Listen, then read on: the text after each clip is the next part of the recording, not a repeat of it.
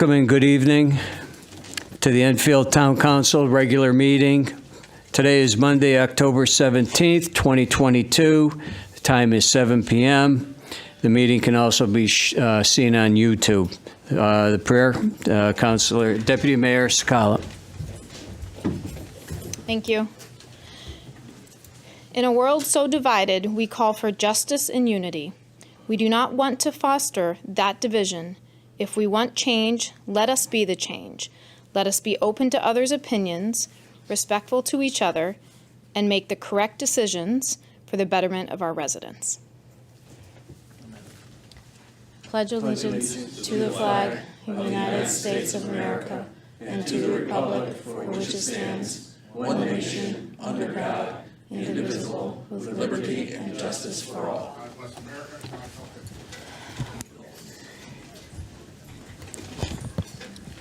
Sheila, roll call, please. Deputy Mayor Sakala. Here. Mayor Crisati. Here. Councilor Despard. Here. Councilor Finger. Here. Councilor Hopkins. Here. Councilor Ludwig. Here. Councilor Mangini is absent. Councilor Nelson. Here. Councilor Pisner. Here. Councilor Santinella is absent. And Councilor Ungary is absent. That's 8 members present and 3 absent. Okay, next, fire evacuation announcement. In the event of a fire, there are exits in the back of the chambers, and to my left, audience is right. Exit through the doors, go downstairs and into the parking lot. Minutes of preceding meetings. Regular meeting, October 3rd. Is there a motion to approve the minutes of the regular meeting, October 3rd? Second. Councilor Finger, second by Councilor Nelson. Are there any corrections or changes? By a show of hands, all in favor? Unanimous? 8 in favor. All right, next, special guest, JFK update. Randy Daigle, board chairperson. Come on up and welcome. Greatly appreciate you coming to give us an update of JFK, and there's two quick things before you start. Oh, geez, it already is. All right. First of all, it was a pleasure to attend your last meeting and see all the good things that are happening over at JFK. Maybe before you leave, we can maybe set a date for us council members, maybe do a quick tour of the building, or a tour of the building, not a quick tour, and then if there is a tentative date for the actual opening of JFK, or a ceremony ribbon cutting, okay? All right, but thank you and welcome. Thank you very much.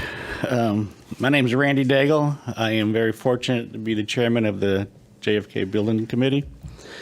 So this evening, I'm going to just go through some slides to kind of bring everybody up to speed on where we are.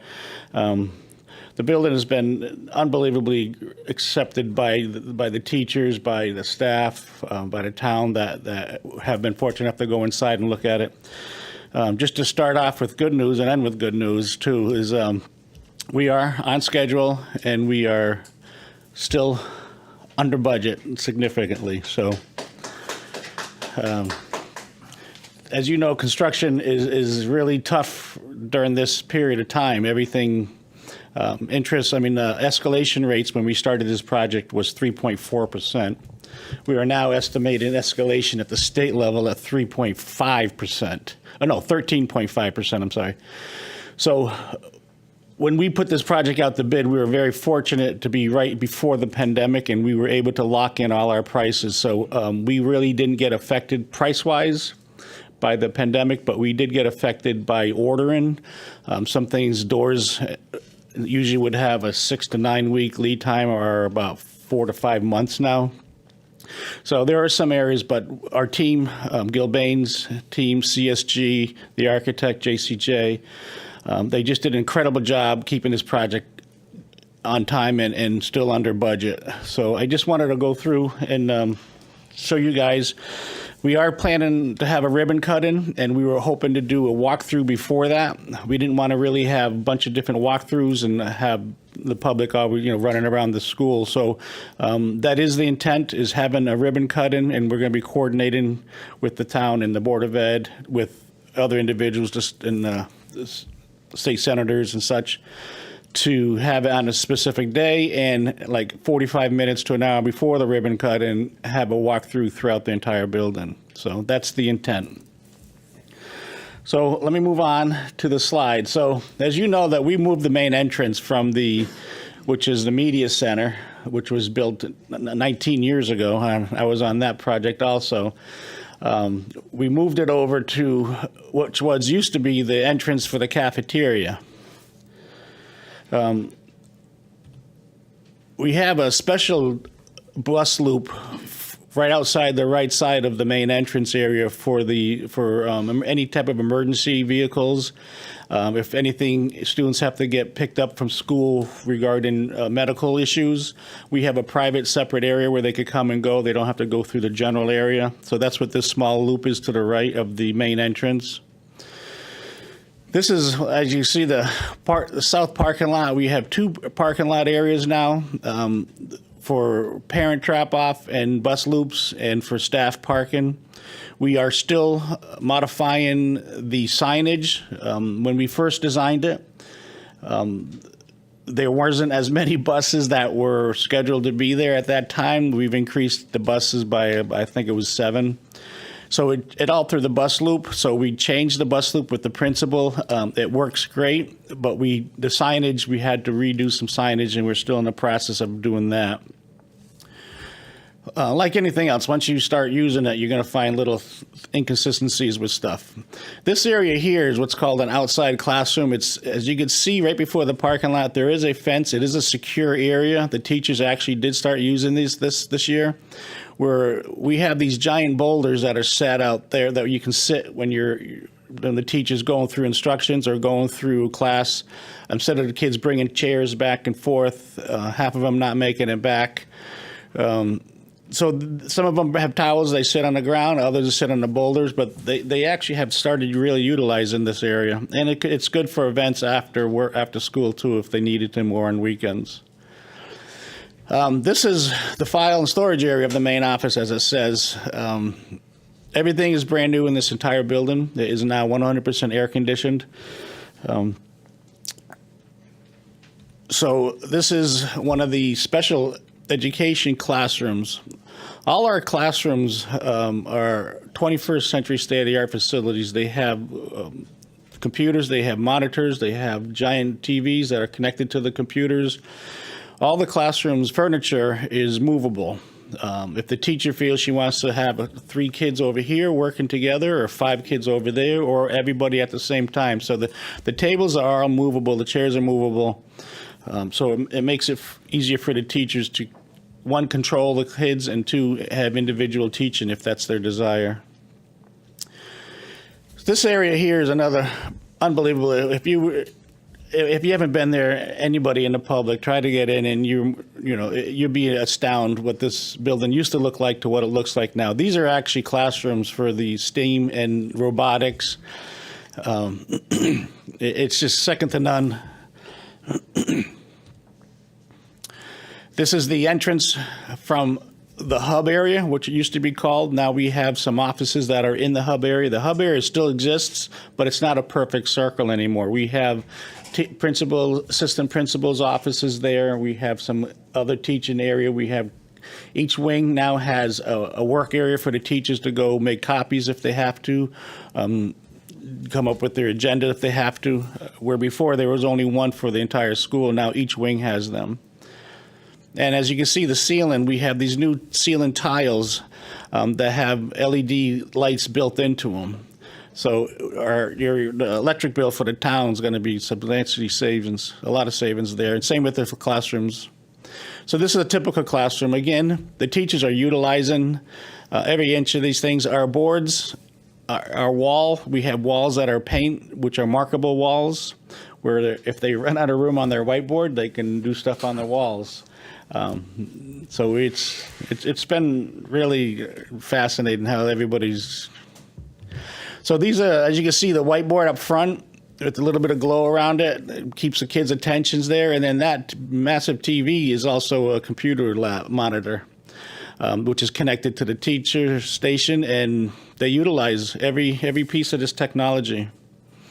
The entire building's Wi-Fi accessible, so the teachers and some of the kids that use their phone for different things, it's still available. Science, typical science room.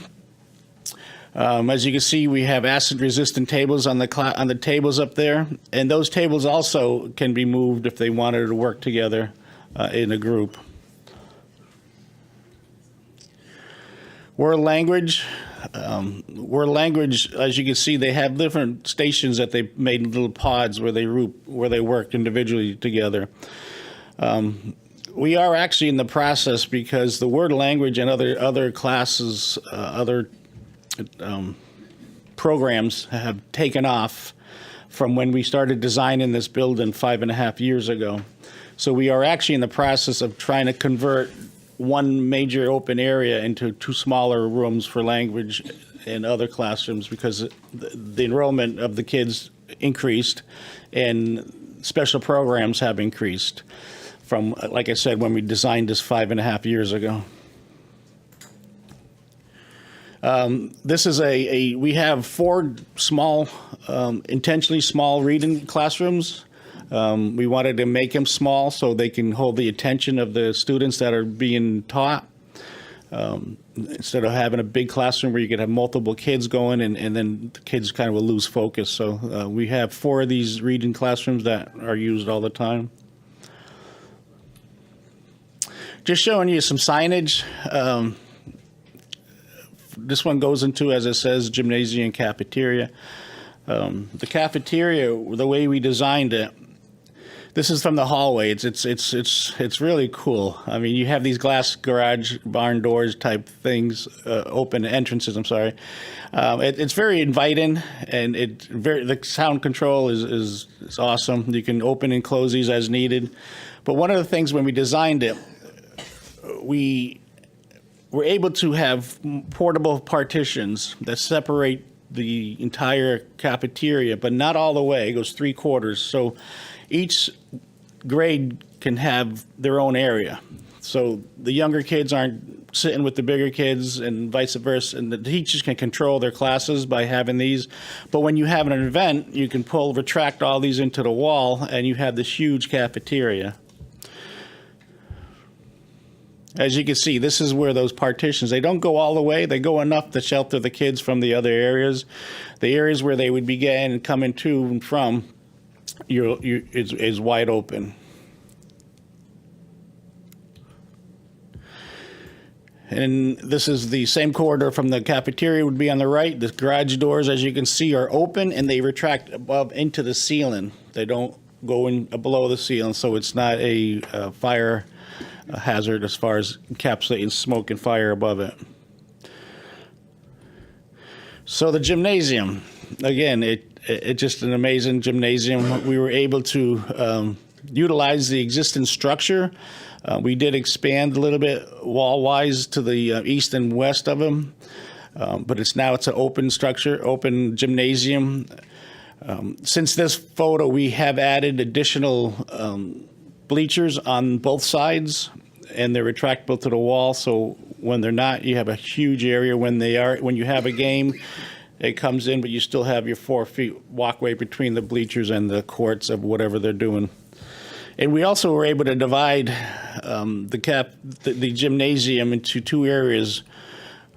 This is the second area. This is adventure. It's called an adventure zone, where it's a specific type of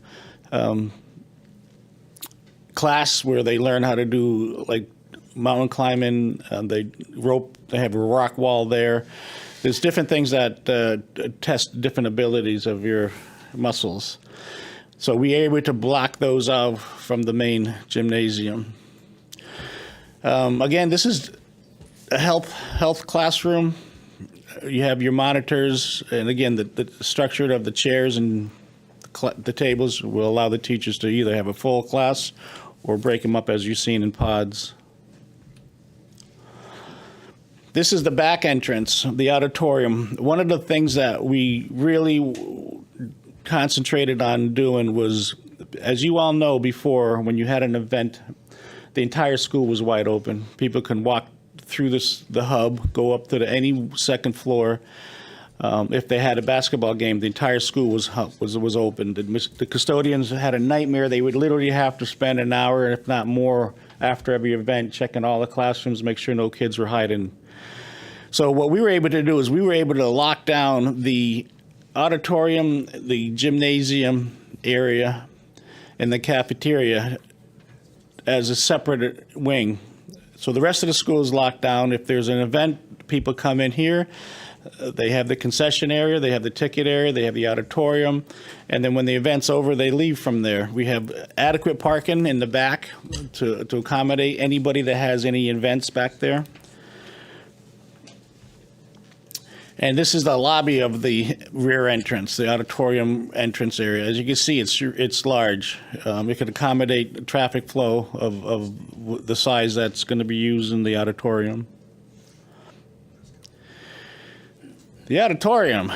So this is a panoramic view. It's actually really straight. So our previous auditorium, if you guys all remember, the occupancy load before was 315 seats available in there.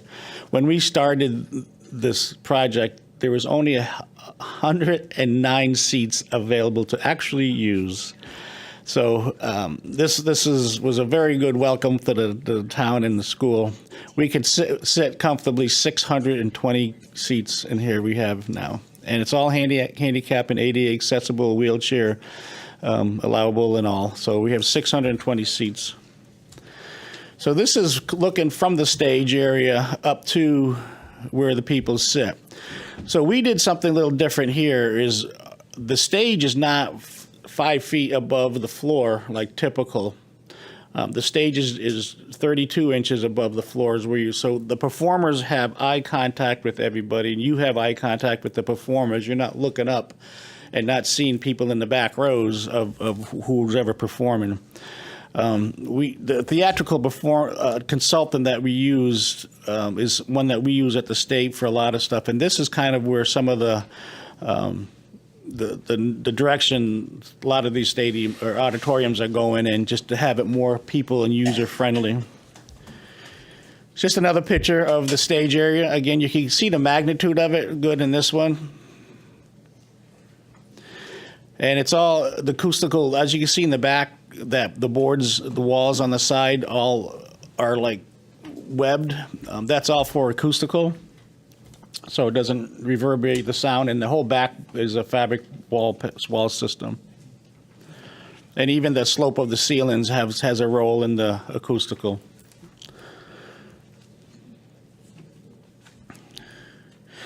And the fields. So we were able to, initially, when we first started the project, we didn't have, we took out, as you know, we took out the lights because we didn't know where the project was going to be at the beginning of the project. We have since, this is an older picture, we have since installed lights to the basketball courts. We installed seating. We have bleachers being brought over, not provided. We bought bleachers that are going to be bolted down to the softball fields and the baseball fields. We will be adding a fence around the baseball field. Unfortunately, we cannot do that around the softball field because it's a multi-use area. During one sport, the outfield is going to be used for either soccer or lacrosse or practice fields when softball's not playing. The baseball field will have a fence around the entire perimeter of it.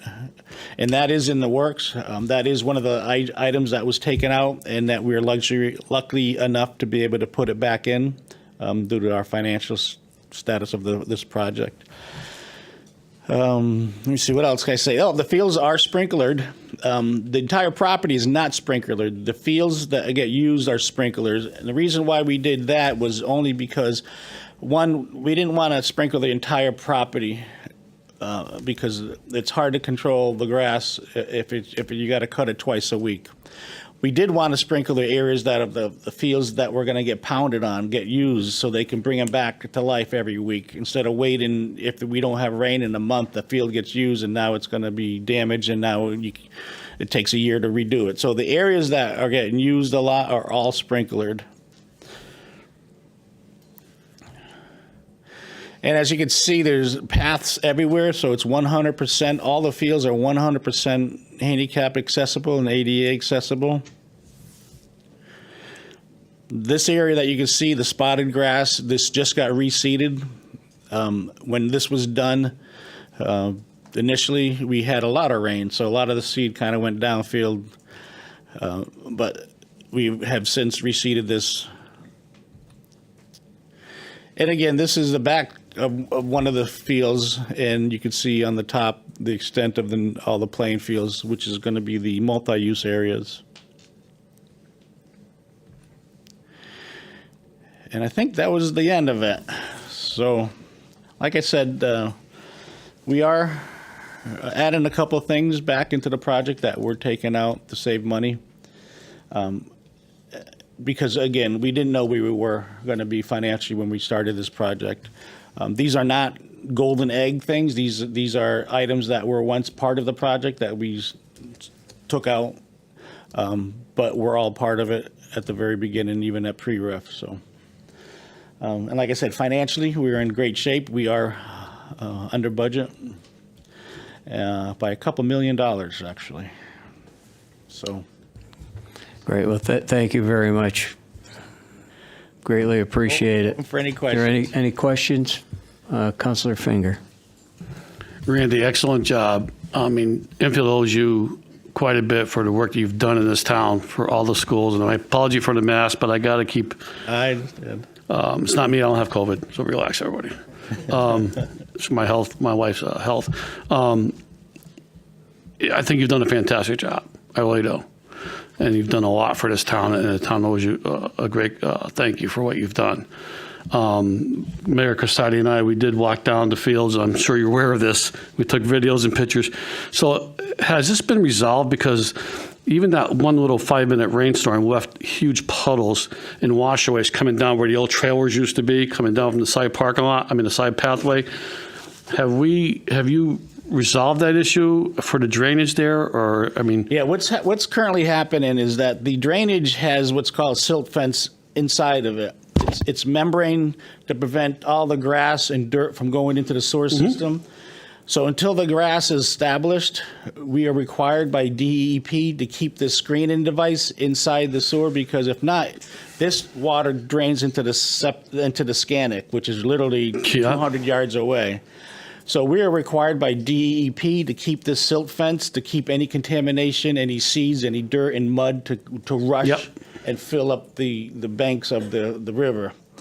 It is taking time because it has to seep through it. Once the ground, those areas that you're speaking of, the grass has germinated and is becoming usable, that'll be taken off just like it has been in the rest of the areas. And when it rains, the water will go right through it. So right now, that's the only reason why you're seeing ponding in those areas, because it has a fabric mesh inside the drain system right now, the sediment. Great, excellent, and thank you very much for that, because you are right, because drainage is very important for fields, as we all know. Absolutely. On the side where, excuse me, to where if you come down from the entrance of the gymnasium and stuff, coming down that hill, that path, to the left, where the soccer fields, the old soccer fields, the small ones were at, that hill that comes down where the old basketball court was on top, that got washed away. Was that resolved and fixed? Yes, that also got reseeded and resolved. So excellent. Thank you very much. And the last question I have is, who's responsible for the fields now? Well, so we had a situation where, as you're aware, a month before we were supposed to turn the fields over based on contract.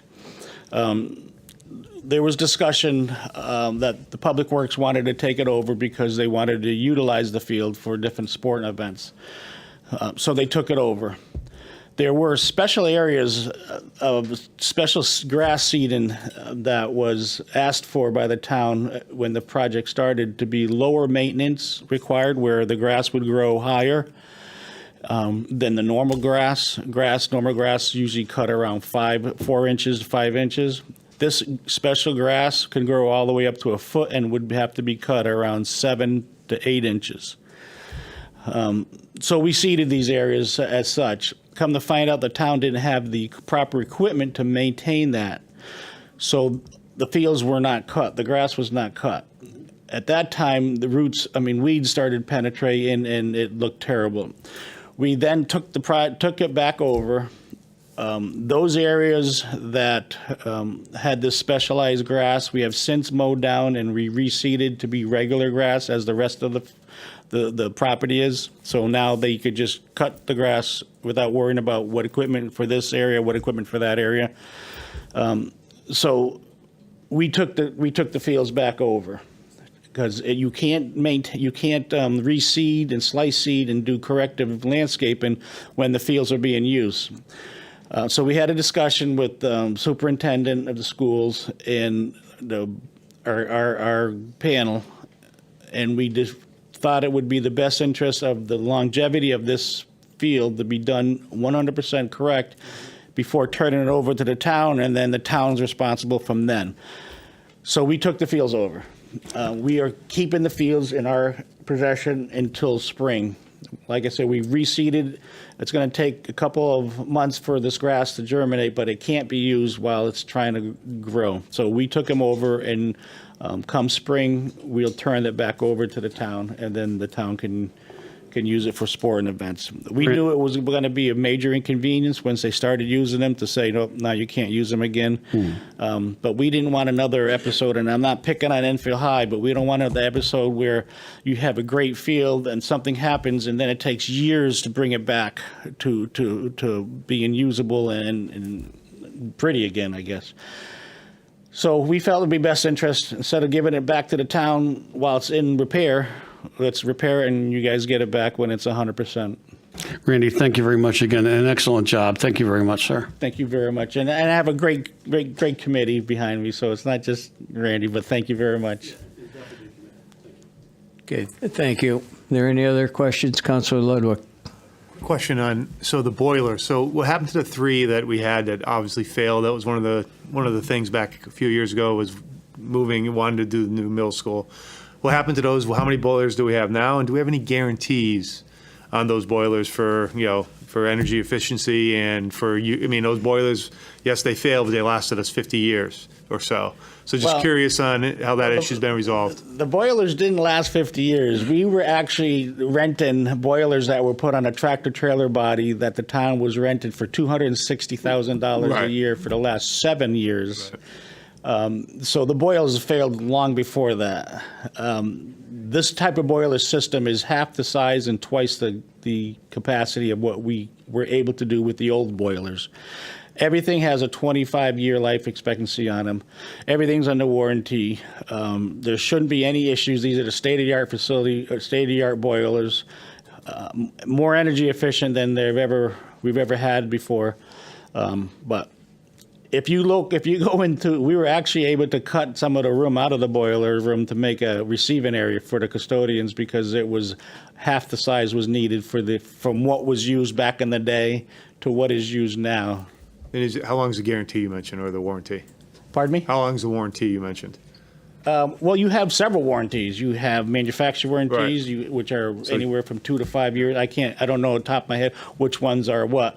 Then you have, defective for 20 years, and then you have labor. I mean, we're minimum about 10 to 15 years. Well, I wouldn't say 15 years. I'd say minimum 10 years before we should be having to spend a penny on anything. If something dies because it malfunctions, then you have to look at it that way and see what caused it. But there's different types of warranties depending upon you have your control system, which is electronically, that has a different warranty than the actual body of it, just like any other furnace that you have at your house. Right. So I was just curious if we. Yeah, but no, they're good. Okay, thank you.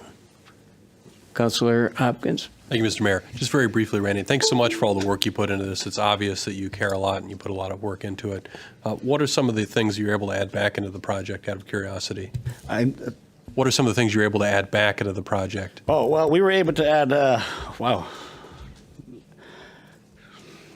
I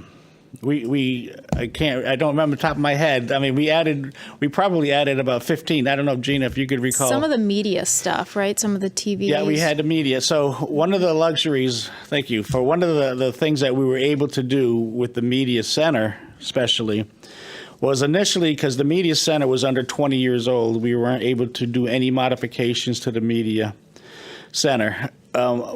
But we ended up convincing the state, because we used it as swing space, that we had to provide temporary classrooms in there in order to have proper swing space to get the very first wing open. So we closed down the one wing and we had to find 18 classrooms throughout the existing building. So we were able to convince the state, since we're using that and we had 8 classrooms in there and then 4 on the smaller area, and then we utilized the cafeteria as temporary classrooms, that is now considered renovate as new, because we have to bring it back to renovate status. So they changed their song and said, yep, you're right. So now the entire building, the entire wing was reimbursable at the 71%. So we were able to fix the exterior, the coping that was the limestone coping on the exterior that was bleeding and staining. We didn't want to turn over a beautiful new school and still have one area that didn't look good. So we were able to do all this corrective work to that. We were able to buy, for the auditorium, we were able to buy the sound system, acoustical sound system for the theatrical performers. They have wireless mics. We were able to buy for the choir, initially, when you're singing, when you have 5 rows of people at the same elevation, people in the back rows you don't hear. So we were able to buy a portable staging area that they can use if they go out, do an outside concert, but they also use it in the classroom. Monitors throughout the building we were able to do. The digital electrical sign that is in the process of being installed that can notify the public that drives by that there's an event coming in, or report cards were released last week, and my kids, why didn't I know about it from my kids? So we were able to add a bunch of stuff. Like we said, the lighting on the basketball courts, the fencing around the baseball fields. We trying to remember some of the desks. Initially, we were trying to utilize some of the furniture in the FF&E package. We were able to, absolutely right, we were able to buy 100% new furniture throughout the building.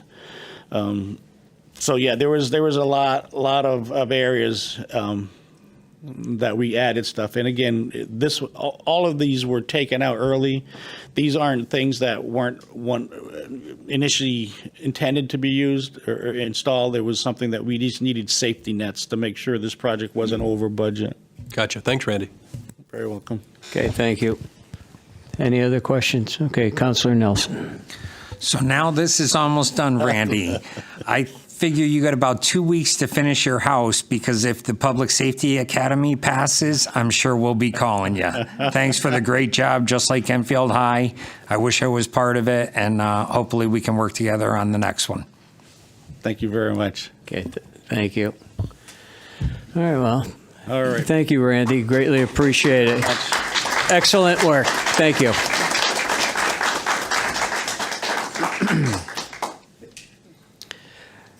Item 7, public communications. Any person wishing to speak in front of the council, please state your name and address for the record. You'll have 5 minutes the first round, 3 minutes the second round. When you come to the microphone, please be respectful and refrain from personalities. I greatly appreciate it. Okay? Yep. 7:34.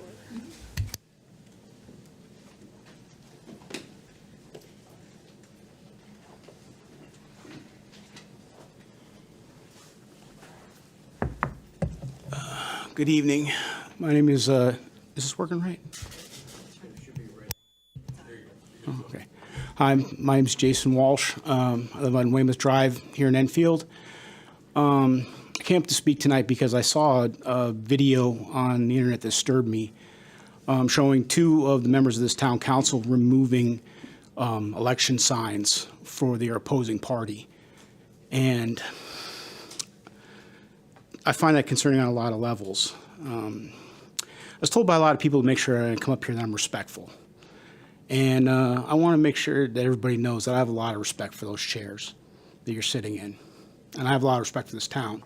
My family's lived here for 4 generations. And I hope you all know that I have a lot of appreciation for you taking the time out of your days to sit in those chairs. But what I saw in that video was, it was just shameful. And it's something that I've noticed has been going on this town council. Just lots of political playing back and forth, people going with their own parties. And to be truthful, I think the 2 gentlemen who were in this video really should be ashamed of themselves. And I think they should probably, if it were me and I did it, I would come forward and take responsibility and let people know that I did something wrong and that I was not happy with myself about it and that I was going to do whatever it took to correct that. So I'm really hoping that I will see that kind of responsibility because, as I said, I respect those chairs, and respect is a big word for me. I don't use the word love or like very much. I don't even use the word respect very much, but I use it when I care about somebody and I think a lot of somebody. So I really hope that you as a council, and I'm not pointing fingers at anybody individually, I'm pointing fingers at the whole council, will make sure that you're respecting those seats that you're in and the responsibilities that you've all agreed to take. So anyway, that's all I had to say. Thank you for your time. Okay, thank Y'all you. have a good night. Thank you. Yep.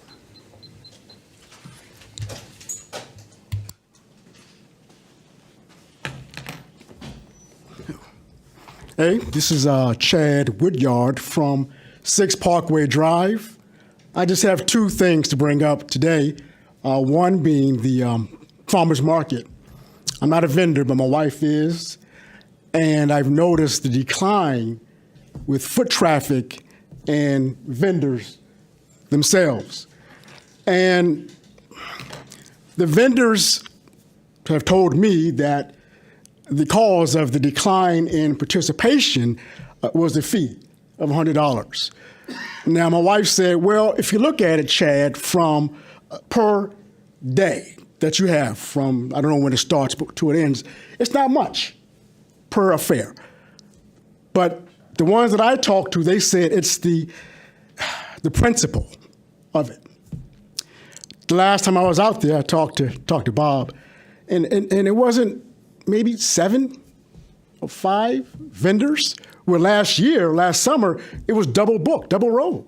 And I remember my wife saying, Chad, we got to get there early to get a good spot. Now, not so much.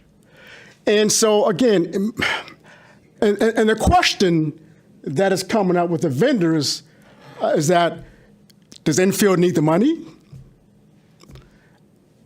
I don't know. You know. And it's just something to make you aware of. And Connie, I don't know her last name, but she's great. I'm telling you right now, she is phenomenal. And she's doing the best she can with what she has.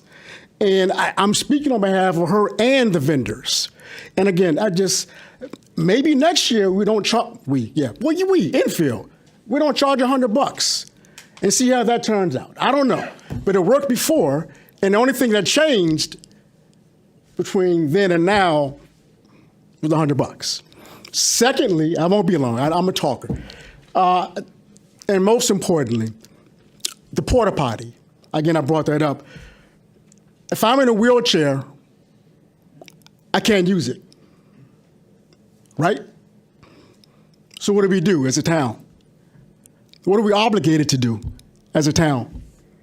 We talk about inclusion, but if I'm by myself in a wheelchair, how do I get in? If no one's there to help me, and we talked about that last time, helping each other, how do I get in? So that's something to think about. Again, I love this town. I love people. I'm a talker. You know, and I'll stop one more thing. I'm sorry, one more thing. For me, I talk because I love people, but I can find, I promise you, 20 things that I have in common with every single person in here. I promise you that. Because what I do is I look for the similarities and not the differences, because I don't care about that. Again, as we said before, we're all human first. I'm sorry, I'm here. We're all human first, but Americans second, period. Now, we allow the powers to be to separate, whatever, but we're aware of that. We know the game. But again, as I said, there are so many beautiful people in here right now. I mean, look at these. Look at y'all. I would love to meet you. I would love to. I'm seriously. Ask Marie. I mean, I talk. Matter of fact, I was out after the meeting to almost midnight talking. And I got in trouble with my wife because she had no idea. No, it wasn't you. It wasn't you. But so that, I'm sorry, I digress.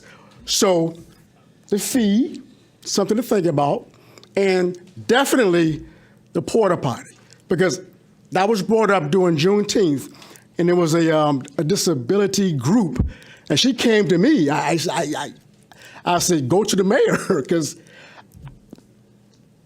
and she said she was going to say something, but I guess she did not. But again, just for being right, morally right, we should do something about that. That's it. I'm sorry, I didn't mean to take up your time, but this was fun. I like it.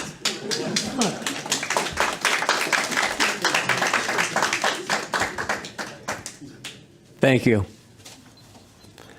Is there anybody else that would like to approach? Yeah.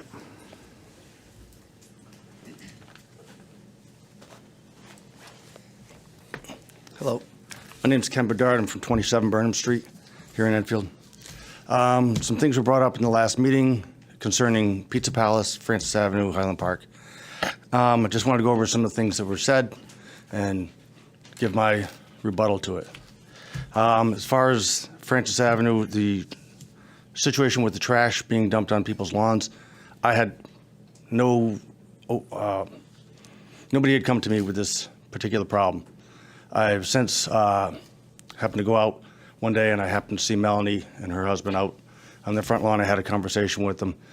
We have worked on that. We have somebody going up and down the street 4 days a week to straighten out whatever debris may be left behind from some of our patrons. While that's not technically our responsibility, we want to work with the residents of the two streets that neighbor us and make sure that we do the right thing for the neighborhood. That being said, so Monday, Wednesday, Friday, and Saturday, I have people going out cleaning up the trash and the debris on those streets for the neighbors. Also, Melanie said that we don't care if you don't like it, move. Those words never crossed my lips. I would never say that to anybody. These are my neighbors, and I have a deep respect for the neighborhood that sits behind us. And I'm well aware that the two neighbors directly behind us have my cell phone number, and they call me, text me if they have an issue. If they have an issue getting out of Highland Park, they asked me if I would not park so close to the edge of the road so that they could see down the road. So I parked my car there intentionally so that I can make sure that they have enough room or a line of vision so that they can get out and get out safely. If the hedges in the back get too high, the neighbor says, hey, can you cut those down? The next couple of days, it's cut down. Whatever they want, I realize that we have residential neighbors behind us, and I'm well aware of that. And I do my best to play nice with our neighbors as much as I can. I run a business. I know that we are an inconvenience to the neighborhood, but we've been there since 1964. My wife and my family, we've owned it for the past 7 years. And we want to continue to own it for many more years. Sue Budd had been in the restaurant having dinner one time, and I approached her about the parking on the one side of the street. And she was in full agreement with me. As far as that goes, I am in full agreement with parking on one side of the street. Resident parking only would cut our business off at the knees. So I don't know if that's something that you guys handle or work with, but that would just be catastrophic to our business if we didn't have parking on the street, because it's just the overflow going down the streets. And my wife grew up on Highland Park. She and I own a house on that street now, and it's been that way since she was born, and her mother and her grandmother before her lived in the same house. And since the Pizza Palace has been there, they've always had parking down the street. I'm not looking to get in an argument with any customers about the parking on the street. It's there. It's a public street. We want to continue to be able to use it because it would be very detrimental to the business if we didn't have that overflow parking. We're just, we're trying to run a small business and survive. We've invested a lot of money into the building. As you can probably, if you've driven by, you can tell that we've put some money into the outside, and we put a lot more money on the inside, and we're just got to make a living.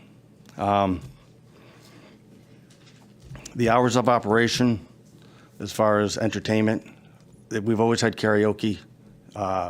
Bands have always been there. We just have a little bit bigger venue now. We have a better place for it to happen, so we do have more people coming. We do have doormen Thursday through Saturday, and they have clickers for people coming in and exiting the building. We also have a scanner for people coming in with that are underage. We check their ID, we scan their ID, trying to protect everybody. Myself, the town from having underage drinking going on. We do our damnedest to make sure that doesn't happen. I got a lot to lose serving an underage person, and I don't want it. It's not the kind of business I want to run.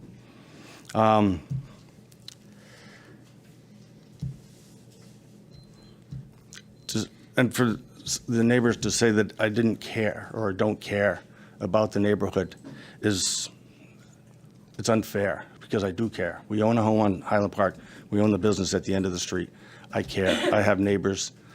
If the back door gets opened, I'm always the one to slam it shut, because I know the sound travels, especially at night after 10 o'clock. Somebody opens one of the back doors, you can hear it outside. So I'm constantly watching the cameras or walking around the building, making sure there's nothing funky going on that's not supposed to be going on. Excuse me, time's up for this round, yes. Okay. Okay, thank you. Ken, you can come back the next round, okay? Thank you. Pete.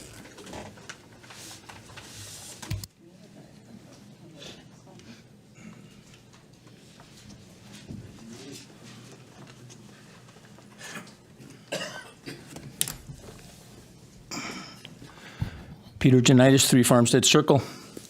I missed part of what Randy was saying because I came in a little late, but I did recommend a couple of you guys to go down and see the fields at one time earlier.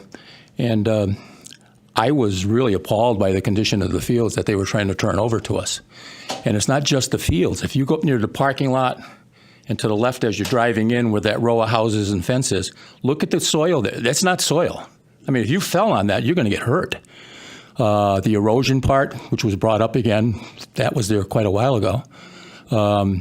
I still have some contention away, and you're a ball player, the angle that those fields are at. I remember bringing that up and saying, trying to get definitely a northwest angle.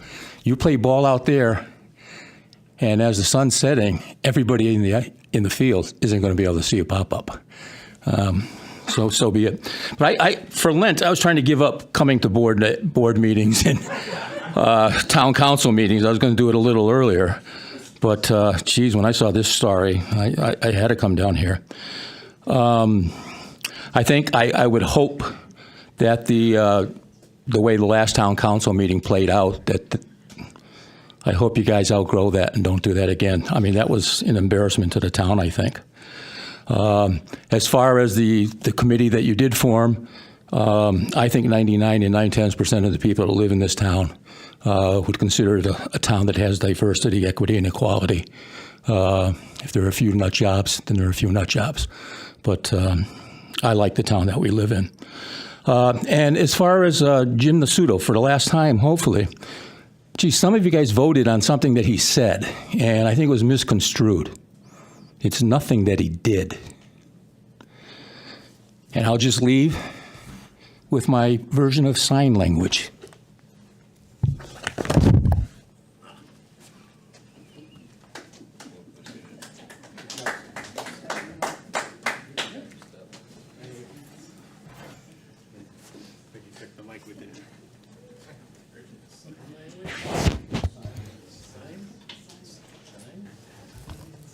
Is there anybody else? Okay, yeah. Come on up.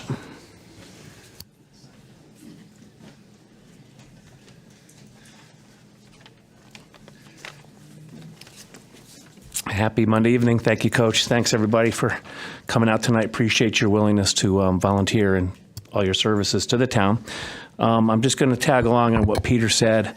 Again, very disappointed in the video that surfaced. Excuse me, sir. Can we have your name and address for records, please? Name and address, please. Yep, I'm sorry. Thank you. Jonathan Grande, Spruceland Road, Enfield, Connecticut. Apologize. I always forget to do that part. Again, I'm disappointed in the video. I reached out to these gentlemen that were seen on the video personally. We communicated. I'm not going to disclose what we said. That was private communication. I'm going to keep it private. However, there was commentary on open forums about the incident and the responses. It's just not acceptable. I've lost confidence. I'm very disappointed in my councilmen. What you guys did was inappropriate, unethical, potentially illegal. There's been no repentance of the act that's been committed. There's been excuses. There's been talk of he said, she said. In fact, there's probably been lies. That's not how adults act. The right thing to do is to repent for what you've done. Publicly apologize to the business owner. There was permission given for the Republican signs to be there. I can't speak if there were for Democrat, but definitely Republican. A public apology should be given to Carol Hall for taking down her sign and replacing it with Matt's. A public apology should be given to Leora Levy campaign for taking her sign down. And a public apology should be given to Carolyn McCaffrey for taking her sign down as well. I hope that that's done. I hope the mayor makes that happen. This is your party after all, Mayor. I respect you. I respect the work that you all do. But when this kind of stuff happens, it's inappropriate. It's uncalled for. It needs to be corrected. Thank you. Thank you.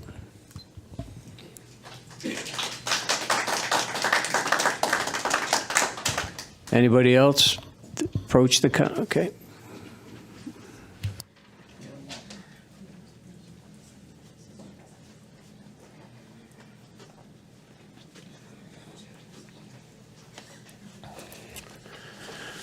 Walter Cruzel, 21 Charlie Road. I'll be short because I'm not. The video speaks for itself, so we'll just leave that at that. I do want to give you guys credit. The one accomplishment, you got the agenda down to one piece of paper. So there is at least hope for you yet. There is one accomplishment done. And I'll be back with my midterm report card after the election. Thank you. Thank you. Is there anybody else that would like to approach the council?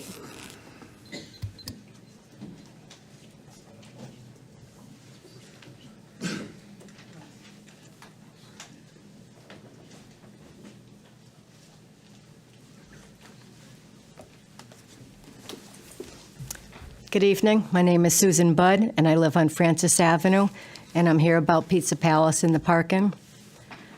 I grew up on Francis Avenue. It was a gas station before it became Jimmy Pizza Palace. I watched it become restaurant and a bar, which was fine. Now it's a restaurant with full entertainment and a full bar, and the traffic on a dead-end street is still, it's ridiculous. I was awakened again probably 20 or 2 in the morning, Wednesday, Thursday night, whatever the last event was. Cars, again, one-sided parking's not going to work. The cars are on the wrong side of the street, facing this way. The other one's facing that way. They're in my front yard, speaking loudly, 2 o'clock in the morning, oblivious. They've been drinking, so I understand that. But so many times I get woken up because of people in my yard, traffic going the wrong way. There's one way in and one way out of Francis Avenue. And it's just not working, and the trash is still, and I appreciate, Ken, that you have people or you're going out and picking up the trash. But again, I still had nip bottles, beer cans in my front yard. So I don't know, I'm just hoping the solution, I'm looking for permit parking only. You can't even have people, your own family or friends come over because the street, all the way down the street is parking, both sides of the street and wrong way, up against stop signs, and they're loud.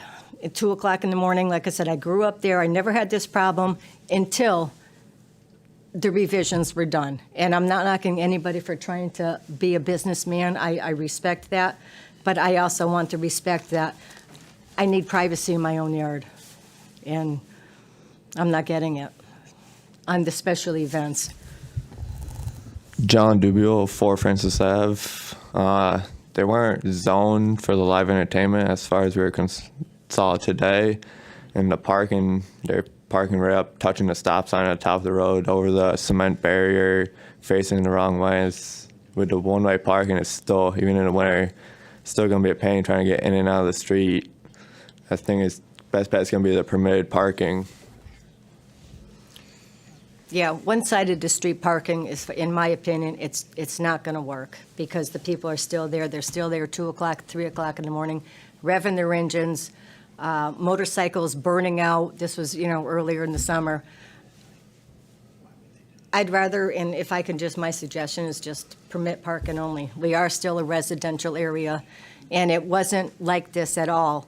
It was very tolerable until I don't want to keep saying live entertainment, but until the revisions. And when you have those kind of functions, it's not one people, or one person, 2 people in a car. They're just coming in all hours of the night, all times, and it's not right to get woken up in your own house at 2 o'clock in the morning. I don't know who these people are. They're in my yard. It's for my safety too. I don't know, and I can't confront them because I'm afraid to, and that's it. Good.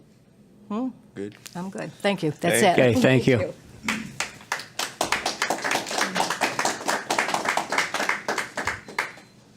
Yep.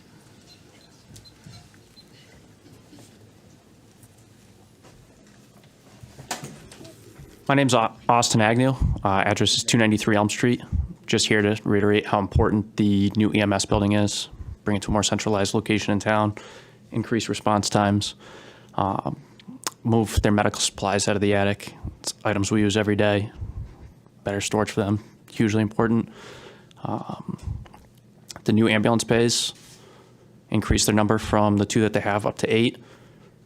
It's good in the inclement weather periods. I know their ambulance, or the batteries in the ambulances die. Creates kind of a problem for them getting their ambulances ready. Just from what I've heard, speaking to members of the EMS. Also for the police department, brings up a new training facility for us, for the town. Recently attended a training at the police department. There's 2 different trainings going on at the same time, the parking lot. Almost unable to find parking in the rear parking lot where all the employees are supposed to park.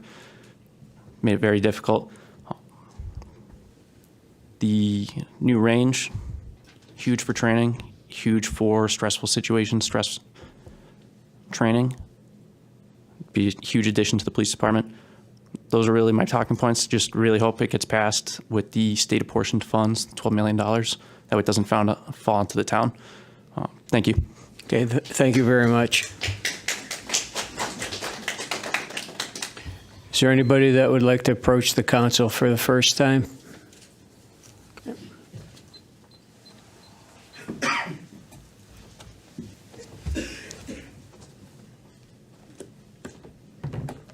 Kelly Hemler, 10 Hartford Ave.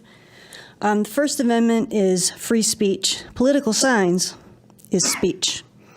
I'm very disappointed, and I've lost all confidence in 2 members of the town council. It's really too bad.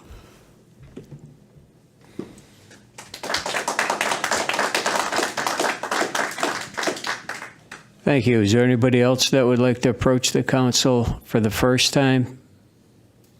Second time? First time? Okay.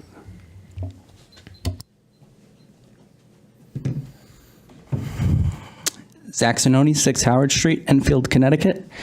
I'm incredibly appreciative that the members of the ERTC who came to speak tonight chose to be a little more reasonable than the press release that they chose to send out.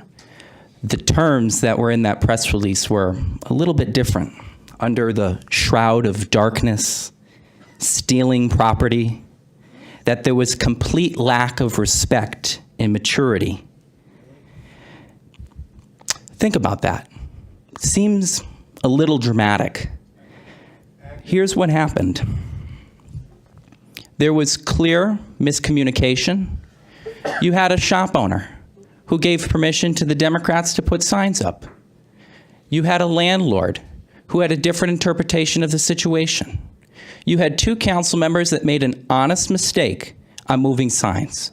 But you're sitting, and see, they're laughing, but you're sitting here, and it's so ironic that the ERTC chose to leave out that these 2 council members brought the signs. I encourage everyone back there to go on your phone.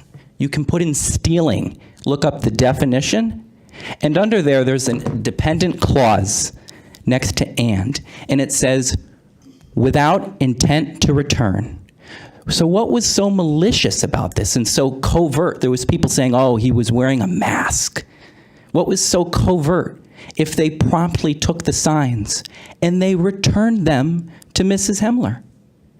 So I think it's truly important that when we're talking about who's playing politics, that we're not leaving out key information in press releases that is being blown all over social media and just lambasting people that have volunteered their time. They made a mistake. I don't recall Mr. Hopkins or Mr. Despard at any moment on social media saying that they had the right to take down the signs. What they were saying is that there was miscommunication and that the ERTC did not note in their press release that these were returned. There was an error. And I also want to note, go back to California. That's very nice. Excuse me.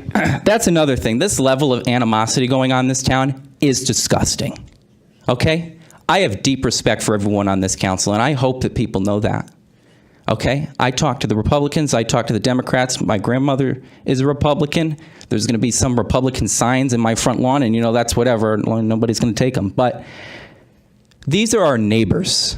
And you sit here, people come up and treat our elected officials like garbage.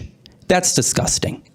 Sit here and recognize that a mistake was made and treat people like human beings. These are people that you run into at the grocery store. These are people you're going to run into in your schools. Think about whether they were truly being malicious, as was conveyed, or whether they made a mistake. Thank you. Okay, thank you.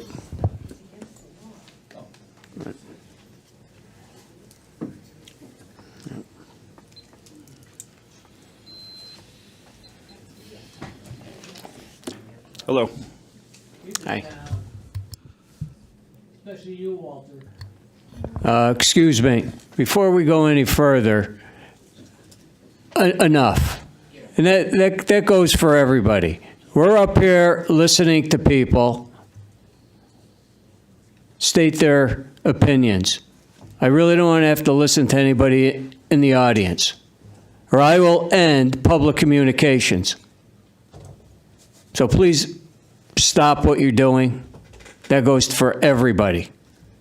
Thank you. First thing I'd like to say is to Name and address. Rob Anderson, Bass Drive. To Chad's wife, I'm sorry. It's my fault. Oh. Look at the camera. That's true. I got you.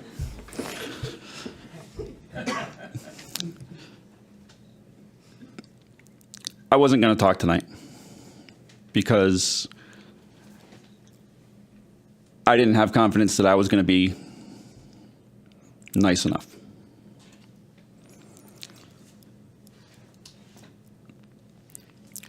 What you did was beyond a mistake. There's no excuses. I'm looking at you, but you're part of that too.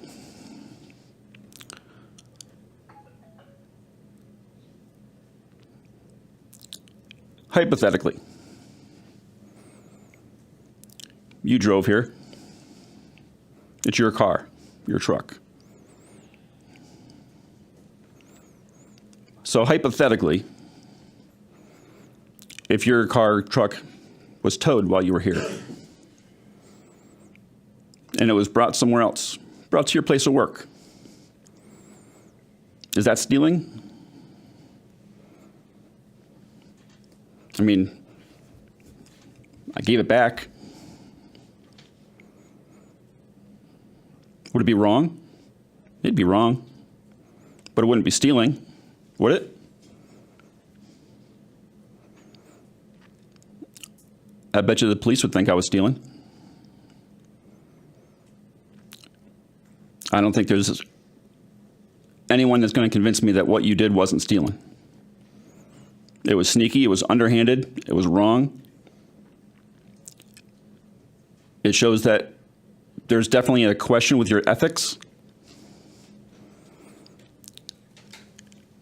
I don't know how you can continue to sit there in that position. I don't know how you can continue to sit there and run for an office at the state level when you can't even handle day-to-day stuff.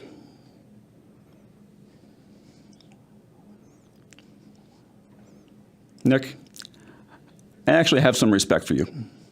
I know I said I didn't. I do. I think you made a bad choice. I think you put your trust in someone else that maybe you shouldn't have.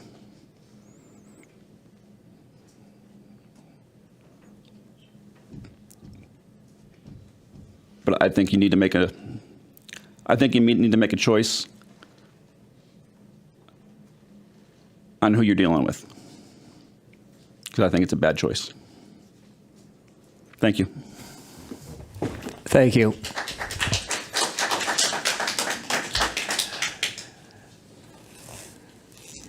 Second time, yes.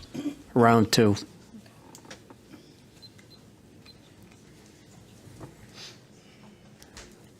Three minutes, Pete. Peter Janitis, 3 Farmstead Circle. I'm just coming up to say what I forgot to say the first time. The basketball courts, getting back to JFK. I take my grandchildren down there sometimes because they both love b-ball. And unless it's changed, there's one barrel down there. That's it. And sometimes both those courts are going. So if you could get like 2 more barrels, I mean, that's a long way. One at one end, one at the other end, and one in the middle. And then also, we used to have those short bleachers. If you could get maybe 2 of them, one for each court. So the guys and girls that go down there to play got someplace to sit, throw their stuff. I think that would be very easy to do. And as far as mistakes, it's amazing. The Board of Ed and the Town Council making mistakes. I mean, you guys don't even have pizza up there.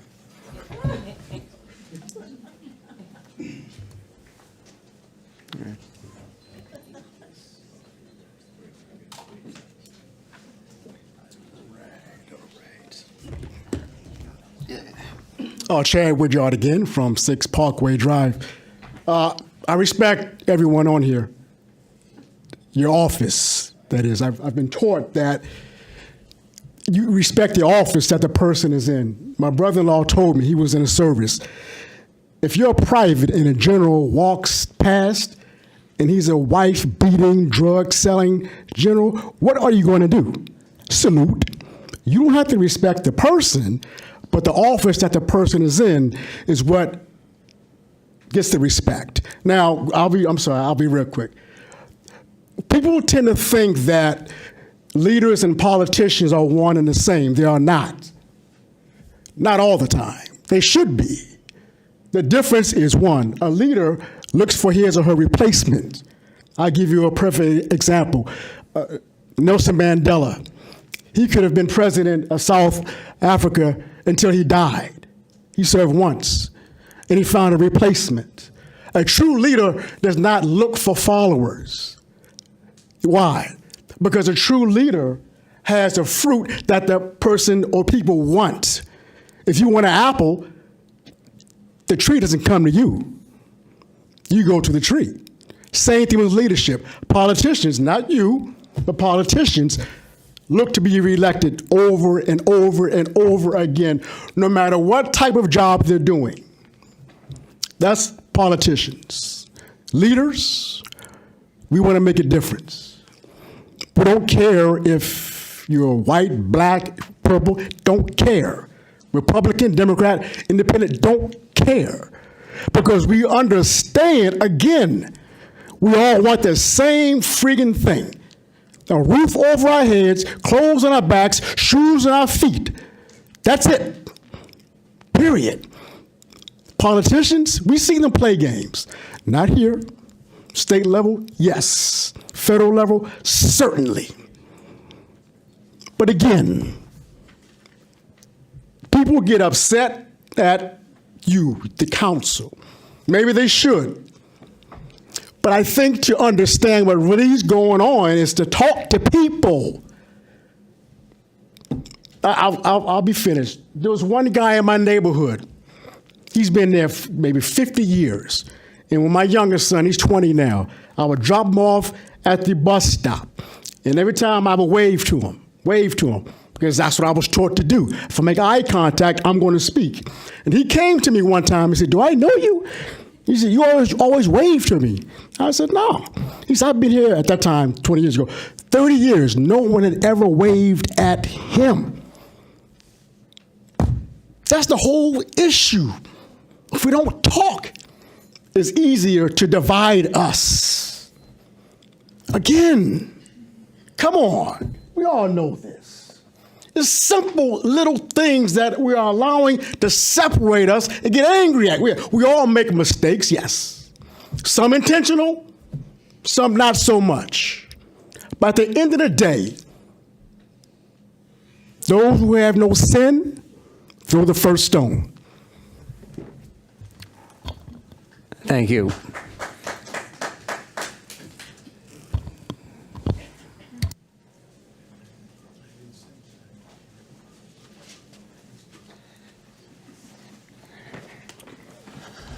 Walter Cruzel, 21 Charlie Road. I won't even speak to the gentleman back there. Respect. You know, when I served on the high school building committee, we were a tight-knit committee. There was a time one of the members flew to Florida in the winter, and she asked me and my wife if we could shovel their driveway while they were gone. And there was one, maybe two storms, and I went over there and shoveled their driveway. She knows who she is, so I'll just leave it at that. No names. There's times I come here to town meetings or something with my plow on, and it was snow, and I'd plow a path out the driveway. That's what I done. I drive down the street somewhere, I see a drain plugged or clogged with leaves. I stop and move the leaves to get the water to drain. That's the way I was raised. Didn't matter who it was, didn't matter what side it was. But then when I got up there for 6 years on the Board of Ed, and to say that we're the ones that are disrespectful, the stuff I heard when I was up there for 6 years from the Democrat side, and I'll say it, they wanted me to resign, and we're being disrespectful. I don't get it. Rule 1 of political science, I learned this 10 years ago when I got into this party. Do not touch other parties' signs, period. That's rule 1 and the only rule that applies. Thank you. Thank you. Is there anybody else that would like to approach the council for the second time?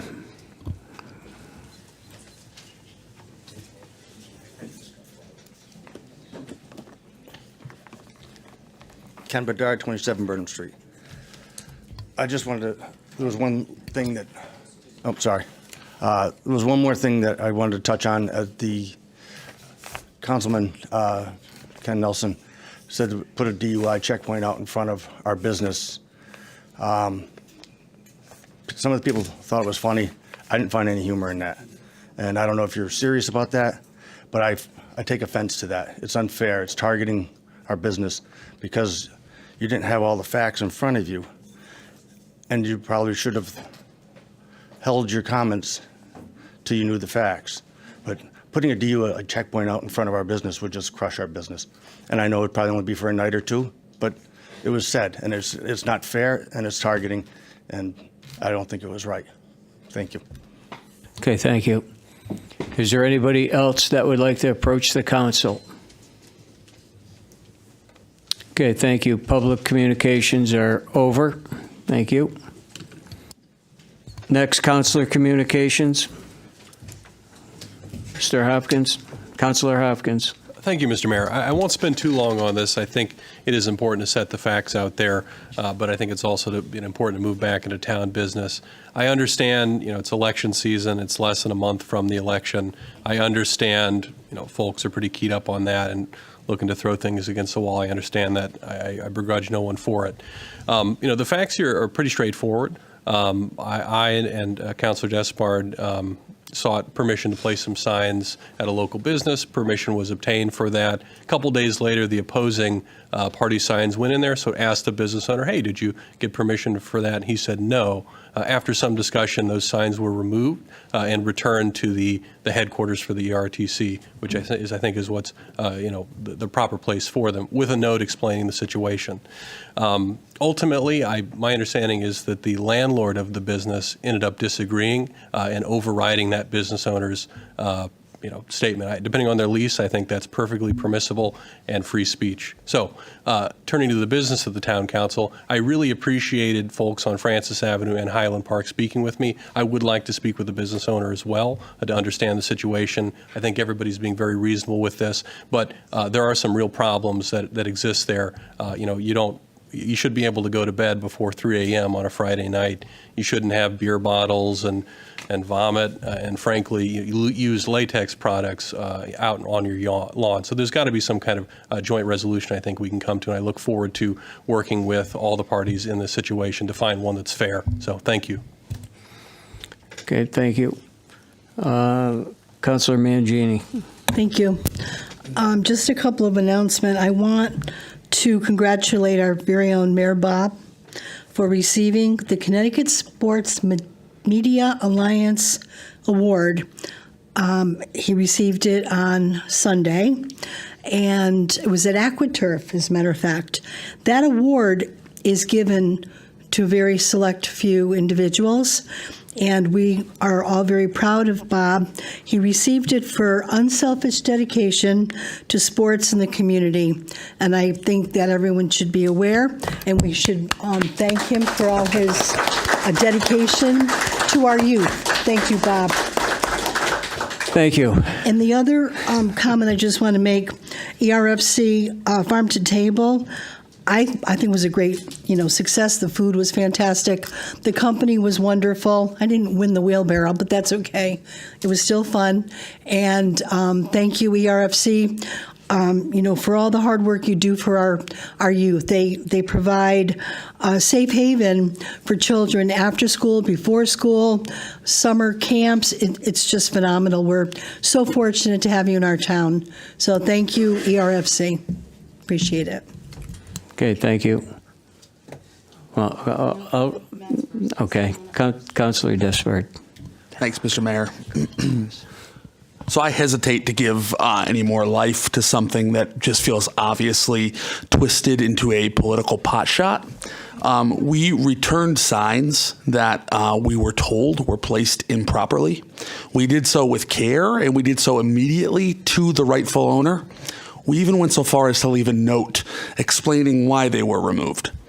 So that's all I'm going to say about it. I'm going to move on now to things that I feel like actually matter.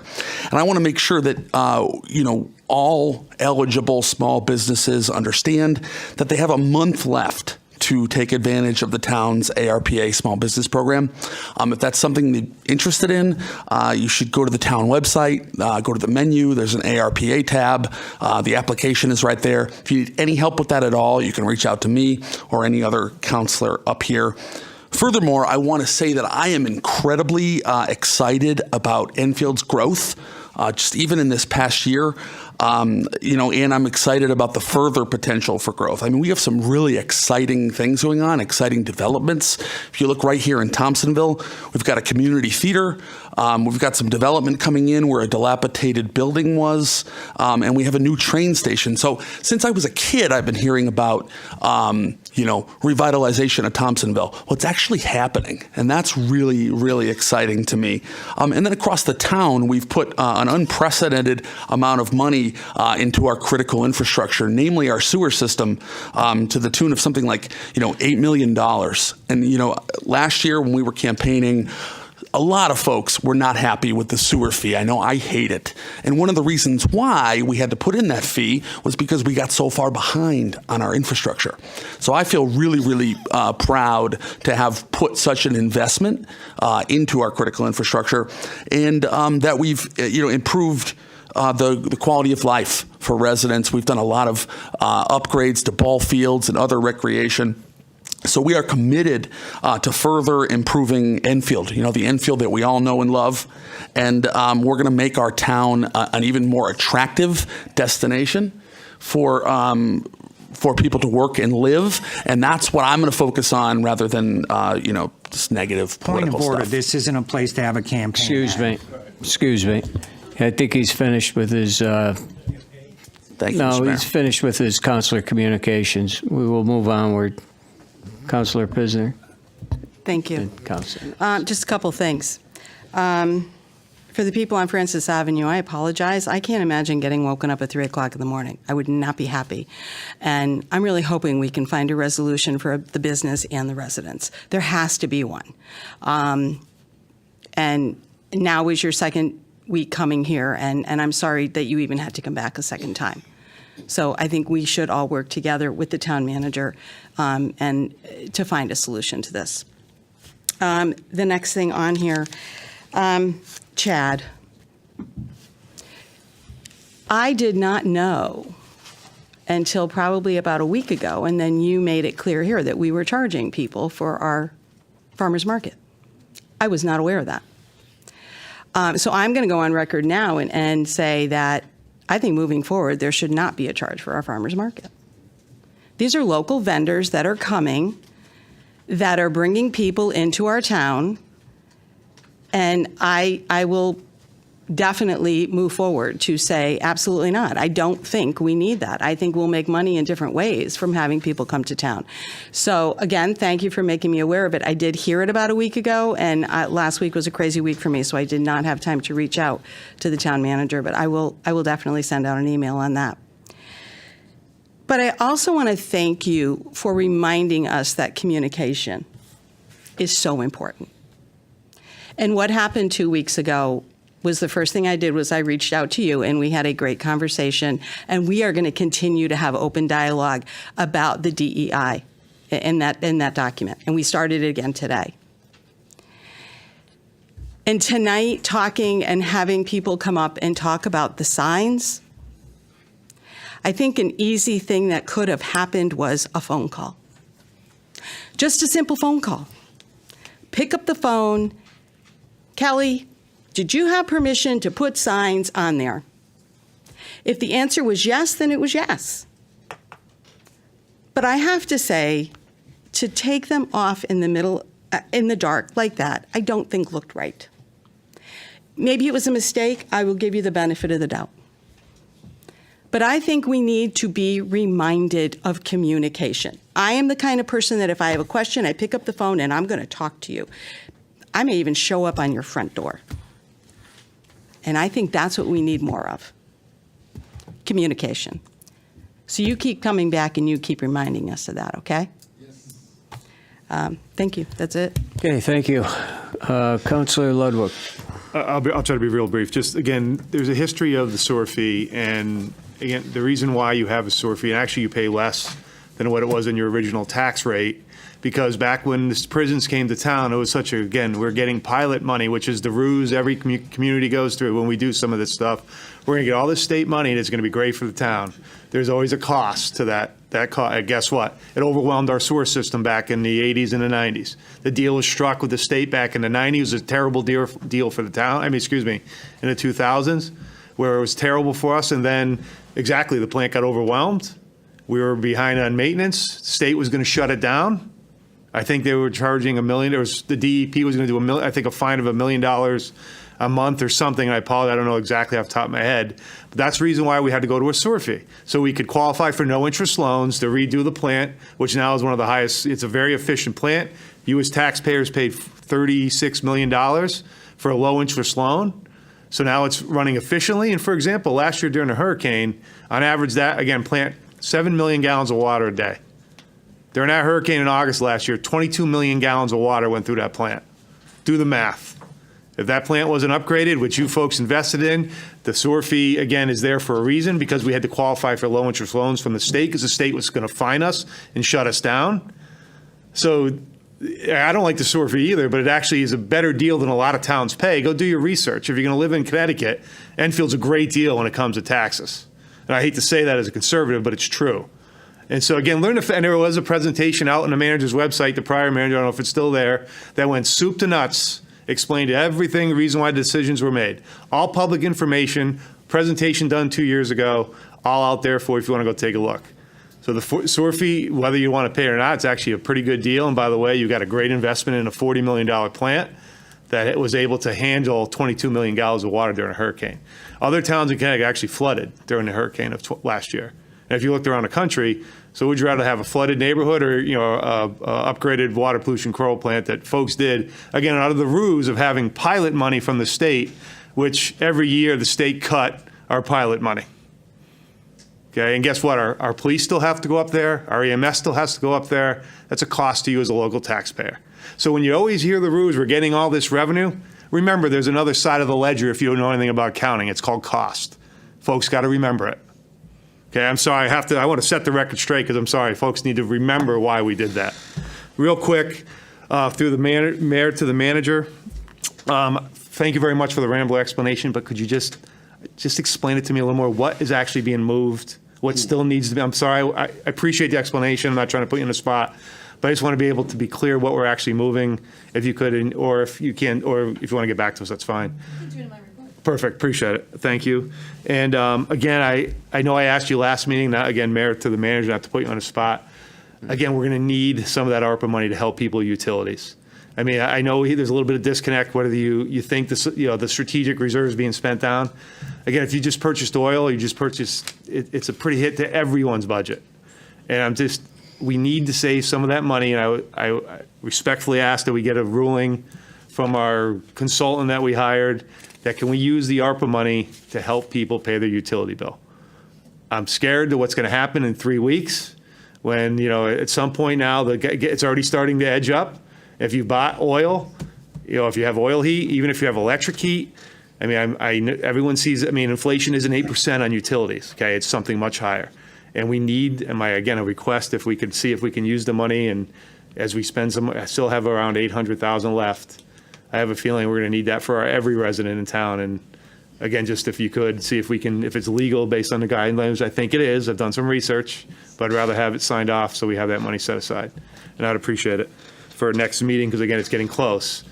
And I think the cost has gone up, and if folks have just purchased oil, know exactly how much they're paying for, even for 100 gallons. Sorry, one last. And that's sort of the theme. And again, and Chad's brought it up. The Bedards are good people, and I know the people on Francis Ave are good people. We should be able to work this out. I understand. Listen, I'm not dismissing someone waking you up at 2 a.m. I'm not. But again, these are good people. They invested in a building, and I understand it's hard on you if you live on that street. So I don't live there, so I know I'm speaking a little bit out of church. So I apologize. But you all seem like good people here. We should be able to work this out. I don't know if our traffic division can get involved, where we have, just talk about some of the parking. I don't know if we can go to permit parking, but some sort of special arrangement for folks who, who park on that area. Because again, they run a reputable business, and that's a beautiful neighborhood. So there's got to be somewhere we can meet in the middle somewheres. And I'm hoping we can. Maybe it's through the traffic division, and maybe another reference to the public safety subcommittee, just throwing it out there. I know we had some other ones that you sent over prior. So I think this is something we can work out. A business that's been there that long, and then folks who live in a beautiful neighborhood right off of Route 5. So just hoping maybe we can just dial it back just a tad. Because again, these are reputable business owners and these are reputable homeowners. So we're starting out, I think, in A plus B could equal C here, if you know anything about algebra. So I think I'm done, sorry. Sorry, I thought I had one more point. Oh, and sorry, and again, through the mayor to the manager, I'm not trying to put you on a spot, I'm really not. But the last 2 years, we didn't charge for vendors at the farmer's market, and I think last year we had over 120 at one point. And I understand we got a budget's tight, so I'm not dismissing, but we also gave free ice cream, meaning taxpayers, yes, when I say free, the taxpayers paid for it, not the town. But I mean, we actually had an ice cream truck every Sunday, and I thought, and again, I don't want to speak out of church, but we did have someone from the town allowing access to the bathrooms down here for handicap. So I thought we had done that already, and again, I don't want to put you on the spot, but I'm pretty sure we did that the last 2 years. Prior to the last 2 years, when it was on a Wednesday night, I believe we did charge, if I recall, and I wish I should know that off the top of my head, but I thought we did. But we decided when we reopened, refurbished the farmer's market 2 years ago on Sundays, we definitely weren't charging. And actually, we were getting vendors from all over the state, not just Enfield. I mean, I remember talking to a nice lady from Bridgeport who came all up here, and she appreciated we weren't charging. So maybe that's, also I know there's some question on whether we're doing it in the mall or not. I understand the issues with the mall, but again, another very successful program when we did in the mall. And again, we didn't charge anybody. So just throwing it out there. Thank you for bringing that up. Appreciate it. Okay, thank you. Councilor Finger. Thank you, Mayor. So I agree about the charge for the farmer's market, because it's not even really a farmer's market. You got, from what I've seen, you have one vendor out there selling vegetables, and you have somebody selling the most awesomest apple cider donuts, which is against my diabetes program. And a lot of good things are out there. I mean, but it's just not enough. And you can't blame the people that don't want to come here and be charged. I know a vendor that was on Abbey Road, Mr. Sanfrani, who used to want to come here. He sells mixed garden. He has his own huge garden. He sells, I think he goes to Ellington. He does it on his own. He would love to stay in Enfield. He's an Enfield man. He would love to stay in Enfield. So maybe we should think about not charging vendors, because you'll get more vendors, and they're there to make money. They're not there to pay the town $100 to sit in the parking lot. So that's one of the things I do agree with. And as far as Francis Avenue, you got enough councils up here that are going to help you out, and please use them. They're all good people. One of the things, and I apologize, if I'm not being clear, let me know. I'll take this off just to talk. I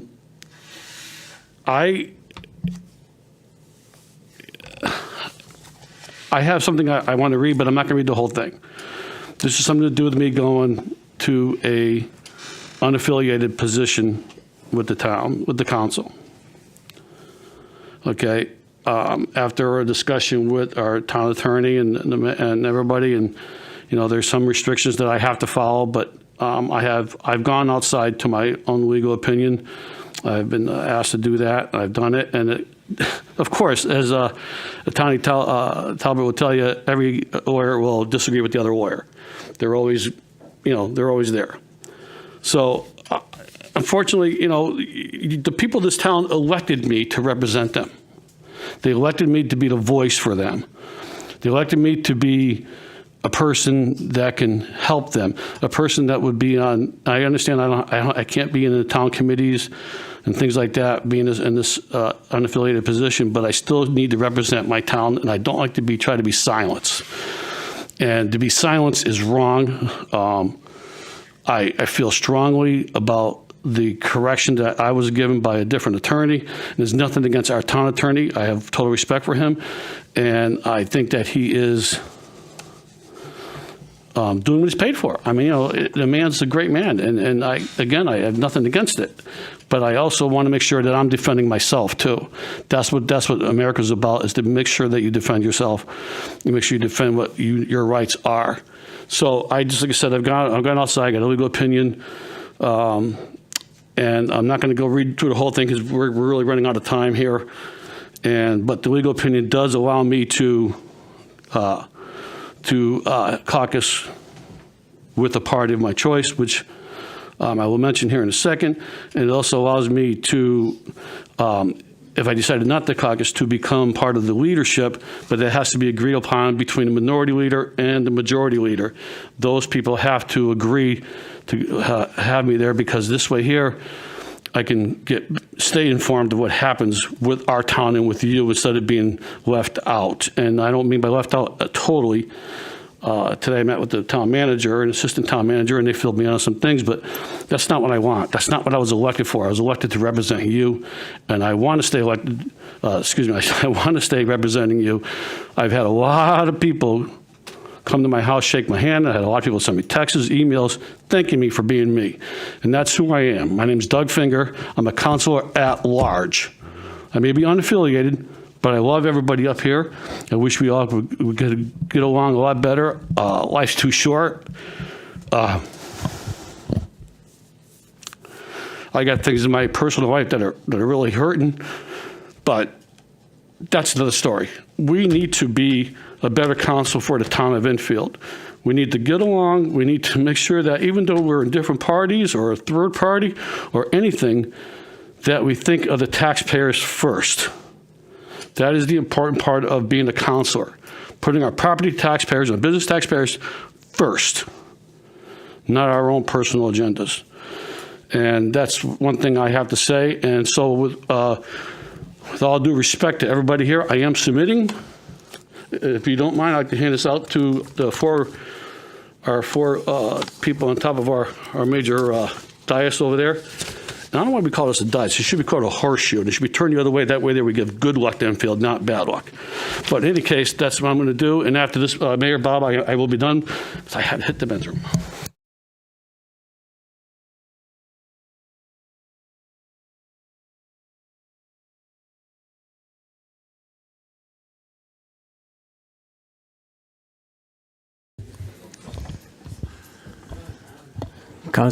Deputy Mayor Sakalat. Thank you. I just have a couple of items. Can't forget about you, Ken. We'll go right after. The EMS and police will host, to my understanding, an open house at their respective facilities on King Street and on Elm Street for interested residents who would like to see the facilities ahead of the public safety referendum. The open house will be on Wednesday, November 2nd, from 4 p.m. to 8 p.m.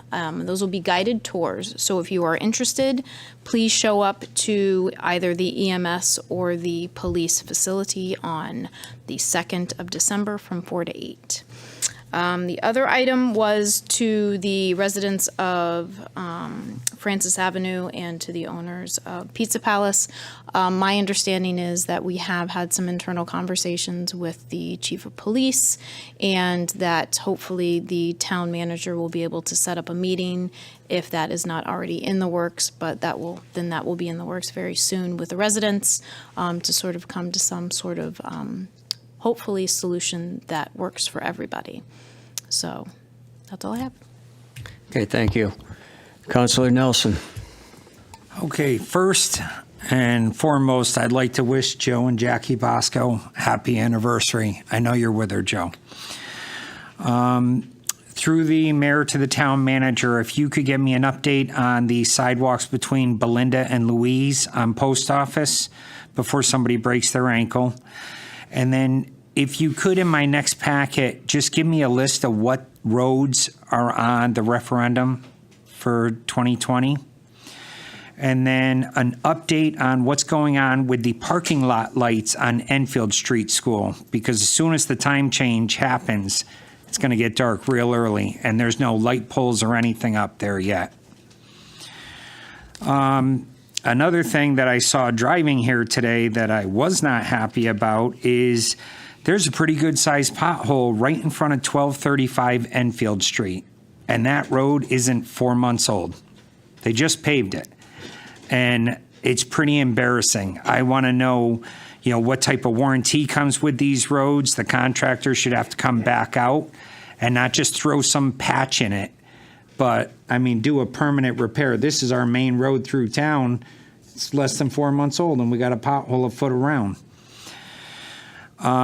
If the Ramblers need help towing trailers or anything, please reach out to me. I'd be happy. I have a heavy-duty truck. I'd be happy to help them any way I can.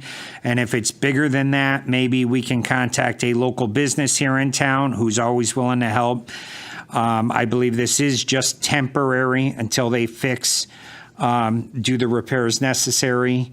If they've heard anything that it's permanent, please reach out to us, because I believe that's what we're all under the assumption. Chad, I agree with you. I would recommend that all porta potties the town of Enfield has should be ADA compliant. Why aren't they?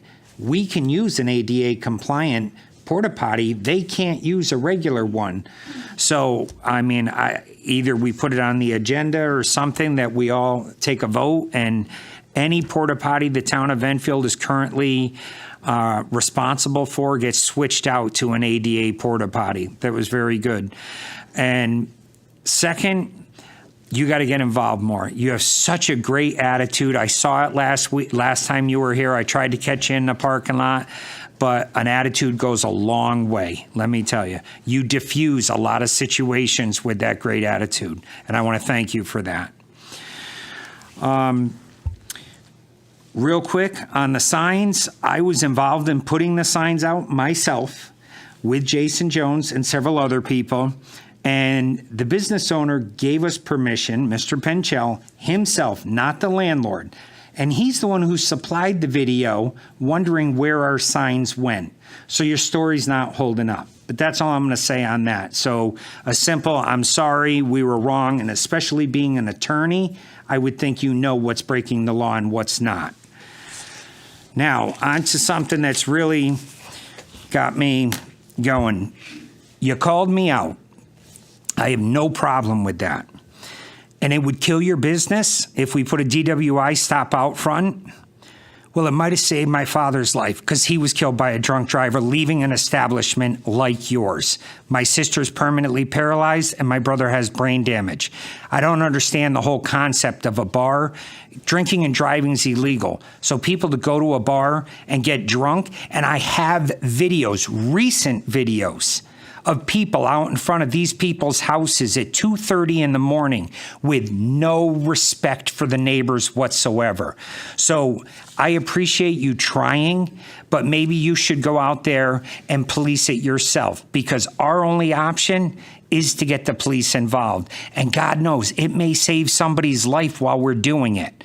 So I'm sorry I don't have as much sympathy, but I know for a fact the Buds lived there way before Pizza Palace was there. Jimmy's Pub did not exist in 1964. I worked at a place called Video Galaxy that was there in the 80s. And it was Pizza Palace. It was a restaurant. It wasn't a bar with live entertainment. I would ask through the mayor if the town manager can look up and see, did this ever go through planning and zoning for approval for a change of use? Because now it does have live music. And a restaurant, they're in and out of there. They're not there all night long. So cars come and go. So it was adequate parking. But looking at the videos, what I see, and if we have police patrol there Thursday, Friday, Saturday night, they'll see for themselves. They're lined up and down the street. They're standing in the middle of the road very loud. That's not right. You wouldn't like it in front of your house. I wouldn't like it in front of mine, and they have a right to be upset. So that's why I called out about doing a DWI stop in front, because it just might save somebody's life. I don't want to destroy your business, but obviously something has to happen between your business and the neighbors.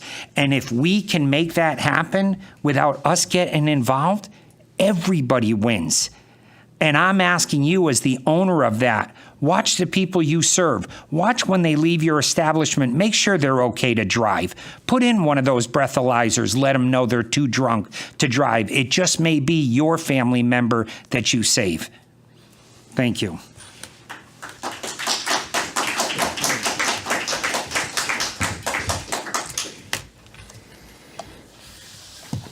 I have a couple of comments that I'd like to share with everybody. First of all, in regard to the issue over on Francis and with the Pizza Palace, moving forward with that,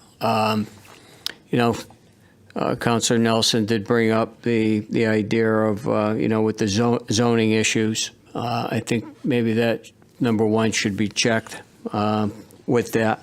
The other thing with the parking, I think, the communication that we're going to have, the communication with the residents and with you, Mr. Bedard. I know there's talk that's already been going on, so we'll continue with that, and we will rectify this situation so that, that everybody that cooperates in moving forward with this issue that we seem to be having here.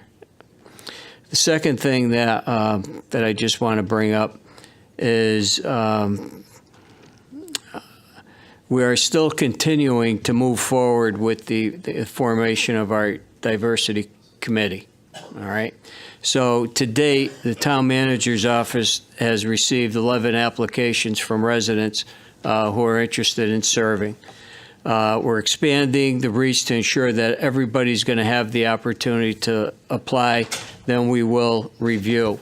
The Board of Ed is also continuing its efforts, and I do believe we'll continue to work together on these issues. I know at their last meeting, the Board of Ed established a Parent Advisory Council, and the superintendent has been working with the administrative staff, and I know that there was an in-service workshop.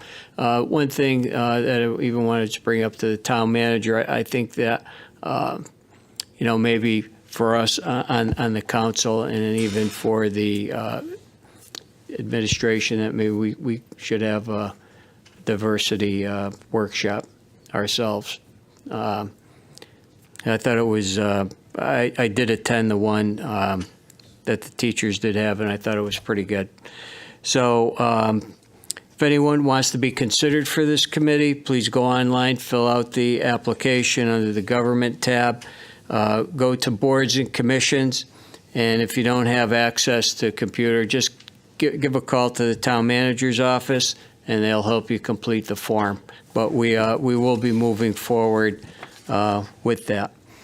Also, later on this week, and I just want to mention this very quickly, and it's been brought up before, on the 20th, there is a symposium at the Senior Center, which is the focus on mental health, and it starts at 9 o'clock. So if anybody's interested in attending, it's October 20th, 9 o'clock. The other thing that I want to just bring out to our community, we get notifications of overdoses, deaths, Narcan saves that are by our EMS staff and by our police departments. We have an issue that we should not be avoiding here in town. Opioid use here. We have a lot of narcotics violations here. We've had a lot of arrests of late, and big-time arrests. We have to, as a community, deal with this problem. And, we've had the community conversation with the diversity. I think that this is another avenue that we have to talk about as a community, and not just put underneath the rug and say, oh, everything's fine in this town. I am very concerned about the use of drugs here in town. Our police department does a fantastic job in, doing the things that they have to do with their undercover work, and the detectives, and getting these major busts that we've head. With all the fentanyl that is out there on the streets, it's a dangerous situation. But I just think that we have to, start being a little aware of this, and also with mental health issues that are out there. So that was my big spiel, so to say. But I also want to give a shout out to Advanced Auto. Advanced Auto has taken an initiative here in town that they are forming, and they want to do a hiring initiative of adults and with disabilities. I know that Walgreens has a great program. I know that Advanced Auto is going to be taking place of that. They want to show the impact to the community and what we can do as partners to help be a more inclusive community for people with disabilities. And I think that's a great initiative, and I look forward to my talks that I will have with them. But I just wanted to mention that to everybody, that that they are launching a real big initiative for people with disabilities in the hiring process. Very quickly, October 22nd, we have the Jack-O-Lantern Festival here on the Green, and Teacher of the Year ceremony. If you have that opportunity, Hazardville Memorial at 4 o'clock on the 20th. And that's all that I have to say today. I want to thank everybody that came up and spoke for public communication. So thank you for that. All right, moving onward. Okay, town manager report. Good evening. I'm going to start with shedding some light on where we stand with the Francis Avenue issues. We had received a preliminary report from the police department's traffic division, and then they took all of the feedback from last meeting and came up with a list of options. We've spoken with the business owner. I have had some email communications with some of the residents. I know that some of the counselors have had meetings with some of the neighbors, and I think at this point we need to come up with a time and a place to actually review this list. Quickly, they offer several options, which I think we really need community buy-in, as well as to evaluate business impact. The important thing to note is that this street is only 25 feet wide. So the police in general do not think that it's wide enough for parking on both sides, although to date, there has been an ability to manage the flow. Residential permit parking, similar to the system that is in place at Powder Hollow State Park, which would involve area resident-only parking passes, is one option. Alternately marking the northern side of the roadway, which is most visible to vehicles coming down Francis Avenue looking to park, with no parking Thursday through Sunday, 10 to midnight, would be another option. Marking one side of the street as no parking, and do the same on surrounding streets, because we know if you can't park on Francis or Highland, you're just going to find someplace else. A couple of other small suggestions were rejected as not feasible in terms of the state traffic manual of uniform traffic. There was a zoning assessment, and in fact, we can look more into the history of the permitting, but the Jimmy's Pub, upon the renovation, actually lost seating based on, I believe it was the removal of a wall, whereas if they had increased tabletop capacity, that would have been linked specifically to some of their parking requirements. So we think that we're clear on that. We could have some directed patrols that are not specifically DUI patrols in order to ensure traffic flow. And if there are traffic violations, those are enforceable. So we have to know that all of that is in play. They did review the recent drunk driving offense that happened into a stationary vehicle. They could not come up with the conclusion that it was attributed to the parking concerns, but they do acknowledge that unfortunately, people do run off the road, lose control with an unfortunate degree of regularity, and this is a concern based on the size of the road. The last option is the option to monitor the situation, which may not appeal to area residents who are seeking immediate relief. It is also somewhat likely that the increased traffic in the area will wane over time. Consideration may be given to monitoring. So we do have a menu option with some details. I'm paraphrasing some of them that we can now present to the neighborhood and to the businesses in the area. And we can continue to look for collaboration and alternative parking solutions. So at this time, I'll just let the town council know that I will be reaching out to all of the people who have emailed me, those who have participated here. And what we have been doing with issues of concern in certain neighborhoods is just sending a letter to everybody in the concerned areas, informing them.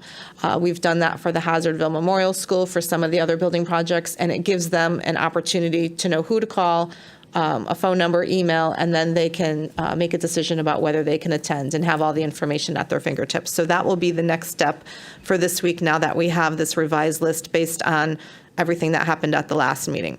I will also ask the traffic division to again review this meeting so that they can gather any more information so that we can keep this as an ongoing and fluid conversation.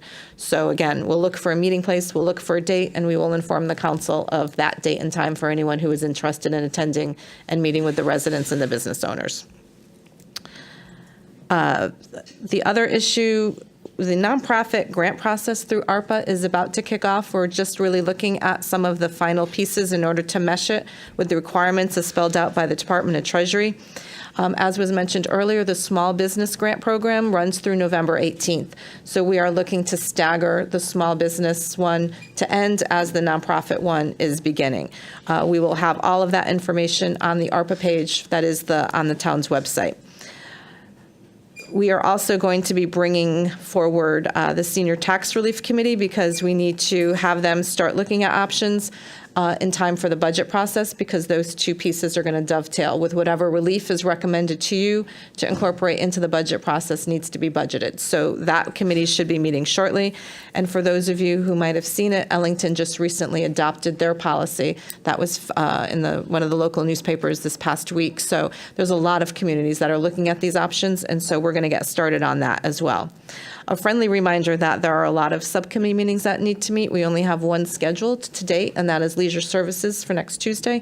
So for those of you who serve on these multiple committees, when we do ask for dates and times, we have many items pending. We would really appreciate it if you could get back to us with your availability so that we can schedule those and keep those items moving forward. We're trying to run a lot of these through subcommittees and then bring them to the full town council agenda. In terms of the Ramblers, this has been a long-standing concern with the turf and track improvements because of where those trailers were located, as well as their somewhat deteriorated condition and their non-use. So that actually has been resolved, I think, as early as this morning. The trailers were removed out of the construction site. Several of them are being brought to Mount Carmel, who has graciously given permission to allow those to be stored there. The last two that I think have been moved out of the construction site area do need to be towed. I believe Public Works is making those arrangements, but I will confer with you, Councilor Nelson, if they actually need some help doing that. We've had some issues with timing-wise with this. There's a lot of material in these trailers, so it's been a little bit of a difficulty to get that done. I do believe, and I will ask if Steve remembers, I do believe that the Ramblers, we have set up the annex as their new permanent home with additional electrical service and everything that they're going to need, as well as these trailers that are going to be relocated there in case they want to do concessions, whereas the high school field is going to be reserved for the high school at this point. But they are not being displaced. They will have a home, and that is where they're currently playing. The farmers market is, a very difficult issue. We have 20 dates for the summer portion of the market. That works out to $5 a Sunday for people who are coming. From a fiscally responsible standpoint, we had a very difficult budget process. We have a lot of obligations. We have a lot of quality of life issues. Most markets do charge. We are moving to the indoor market at the beginning of next month. There is no charge for that market. So over the 27 market days that we offer, weather permitting, it works out to less than $5 if they choose to do that. We are open to suggestions, but in general, I think that with COVID waning, this has definitely affected the market. The market, from what I understand prior to my arriving here, was the place to be because there was really not a lot of other activities during COVID. So it was a wonderful gathering point for the community where you could actually get fresh food and mingle and everything. I think some of that has eroded because obviously we're out of restrictions. I will say that it is difficult to call it a farmer's market when we only have one farmer. We are actually probably in violation of the state agricultural farmer market rules, and it is, there's notes in the file from a few years ago that we actually, the town of Enfield, paid a farmer to be present at a farmer's market in order to make that bare minimum of what is required by the state, which I believe is 2 farmers. There are costs associated with the farmer's market. There is the coordinator cost, there are insurance costs, there are public works costs, there are site costs. So again, I think it's probably a conversation for the off-season to decide how best to bolster the market, how best to position some of our local farmers and vendors for success at this market. But I also think that it is the job of my office to be cognizant of those costs. So I do have some ideas. I also think from a marketing standpoint, we could be doing more. And I also think that every once in a while you need to do a gut check about your date, your times, your locations, who your competitors are, why are farmers going to other markets on Sundays and not ours, and really kind of cast a wider net. We've heard from a lot of vendors, not just about the fee, but about general dissatisfaction with various items. So we have to be consistent. We have to have a good marketing strategy. We have to have good locations. We have to have good signage. All of this really speaks to enhancing what is a wonderful community asset. We are not accepting SNAP benefits. So from a food desert standpoint, where it's hard for people to access fresh food, we also don't honor those benefits, which is a difficult process to achieve, but it is achievable, but we haven't done that here. I think that sometimes there's just new ideas that need to be brought in, and we were hoping to have a vendor meeting at the end of the season so that we could get feedback in addition to the ones that we've been emailed. If anybody would like to see some of those emails, I'd be happy to share them with you. So that is in terms of what we're doing there. The market manager does have access to town hall, so if there is anybody who needs a handicap bathroom, there should be no reason that they're not able to access the ground floor of the town hall. And in terms of some of the questions that were asked tonight, I can speak quickly to the fact that ARPA funds are, I think I mentioned last week or 2 weeks ago, they are allowed for anything that is to help disadvantaged households, which is why you voted successfully to give $10,000 to the Department of Social Services last month. Cindy Guerreri is able to portion out funds in order to, A, help disadvantaged households stay in their homes, stay in their apartments, maybe do fuel, security deposits, anything that is needed, because we want to really not allow people to have to be homeless or, frankly, be displaced due to financial issues. So any of those fuel requests, in addition to the traditional fuel bank resources, would go through the Department of Social Services, and people could avail themselves of that. The JFK issue, I'm sorry that Mr. Daigle left, because we met last week to go over the budget, and he did a really great job of explaining to me where we sit with that project. But I did want to mention that he also, one of the enhancements that came back online when they realized that they had the money to do so is enhanced security and cameras throughout the entire school. So that is something that is going to be very state-of-the-art. We are still, at this point, working out a maintenance plan, because when you have an improved asset, obviously the biggest piece is keeping it in the condition that it is. So we're working on that. The bleachers at JFK, I believe, are coming in. They are going to be there, as well as, I believe, on the softball field. We will look into the trash and maintenance and barrels for people who are using the fields. That's an easy one. And we also questioned based on the available surplus, if whether one of those bathroom facilities could be placed in the centerpiece of where all those fields intersect in order to prevent people from having to travel all the way back and possibly not having access to the school.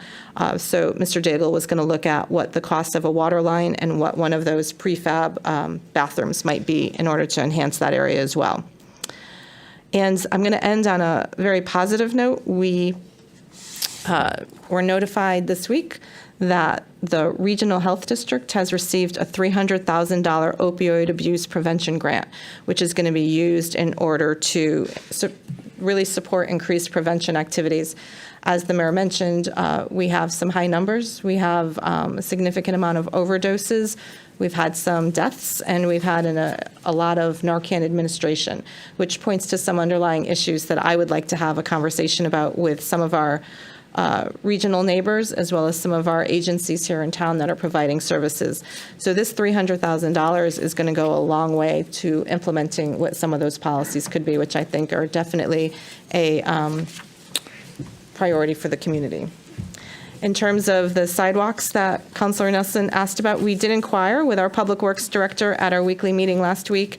Those are sidewalks that were replaced with asphalt at some point. He did mention that they could be replaced, as could miles of other sidewalks in town that are showing signs of condition and wear. So it would just be a matter of sending this either through the Public Works Subcommittee or possibly, if you think it's a safety issue in terms of anything else, Public Works as well as Public Safety, in order to get that through and attach a funding source to it. So if you'd like to make that motion, we can add that to the next Public Works Subcommittee. I'd like to make a motion to add. I'd like to make a motion to add it to the next Public Works Subcommittee. Second. You have a question? So discussion on the motion. Yeah, go ahead. Councilor. Before we talk about doing any more sidewalks, I want to make sure we're clear that the ones at Abbey Road were part of the $30 million referendum. Every communication I've seen, saw it include. So before we start, again, I'm all for fixing sidewalks. I just want to be clear that those are part of the referendum, which if you go back online on our website, it's clear the question and answer were included. I know there was some back and forth whether they're clearly part of that $30 million. So for me, I want to make sure that that's rectified before we start spending money on other sidewalks, because the voters voted on that. So there is a difference of opinion on that, but what we've decided to do in terms of the referendum 2021 is that project has moved down a little bit so we can accumulate any cost savings on the other projects and fund it without having to worry about Because it's on there, so I'm just saying, I know there's some difference of opinion, but it's on our website and it's clear that's what the voters voted on. So, thank you. Okay, thank you. And then just lastly, in terms of 1235 Enfield Street. Motion one is a motion, right, before, right? Okay. To put it on There's a motion and a DPW second. Subcommittee. Yeah, no, we'll vote on it. All in favor? Unanimous? Thank you. Thank you. And then just lastly, the 1235 Enfield Street pothole on Route 5? Okay, so we'll notify the state about that. Okay. Thank you. Okay, thank you. Jim, any report, Jim? No, there's no report. Okay, all right, thank you. Excuse me. Just one. I'll make it 1 point. One. Okay, go ahead. So through the mayor and manager, so with the drug symposium, asked about human trafficking, big deal. This is what, I know people want to get political here, but this is why the border being open, this stuff comes to town. Fentanyl's coming to town, and same with the human trafficking, and it needs to be, I think, in concert of all the things that are going on. If we're going to do this, it should be part of that. And also, we need to be upfront about pot's influence. I'm sorry, we can't just isolate drugs. Drugs are drugs, and we should be talking about it all. And folks want to sell pot in town, so these are all part of the decisions that need to be chatted about. Especially, and again, unfortunately, these overdoses are getting worse, not better. And it's not just opioids, it's fentanyl laced in a lot of drugs, heroin. So, I know we're using opioids. Yes, it's still an issue, but it's gone beyond opioids. And unfortunately, we need, if we're going to be having community conversations, we need to be honest about it. And why, again, allowing certain drugs to be sold now in town makes it worse for the issue we're dealing, and with human trafficking. Again, these are things that we're seeing, and there is a direct impact when other things are happening in the country. They do come to Enfield. And I think that's what I'm saying. We need to do this. We're going to be, I'm all for it. Let's make sure we do it the right way and have all these open conversations so people realize, to your point, when maybe someone is doing something, recognizing some of the signs of human trafficking is as bad for me as drugs. I mean, I think it's a terrible thing. And I'm not saying there is in town. I hope it isn't. But I'm not naive either. Not naive. I'm just saying, I don't know. I mean, I don't know. I'm just saying, but these are all things I've asked twice about, and so if we're going to do this, I'd like to do it all at once. Okay? Thank you. There were over Welcome. Just hold on a minute, okay?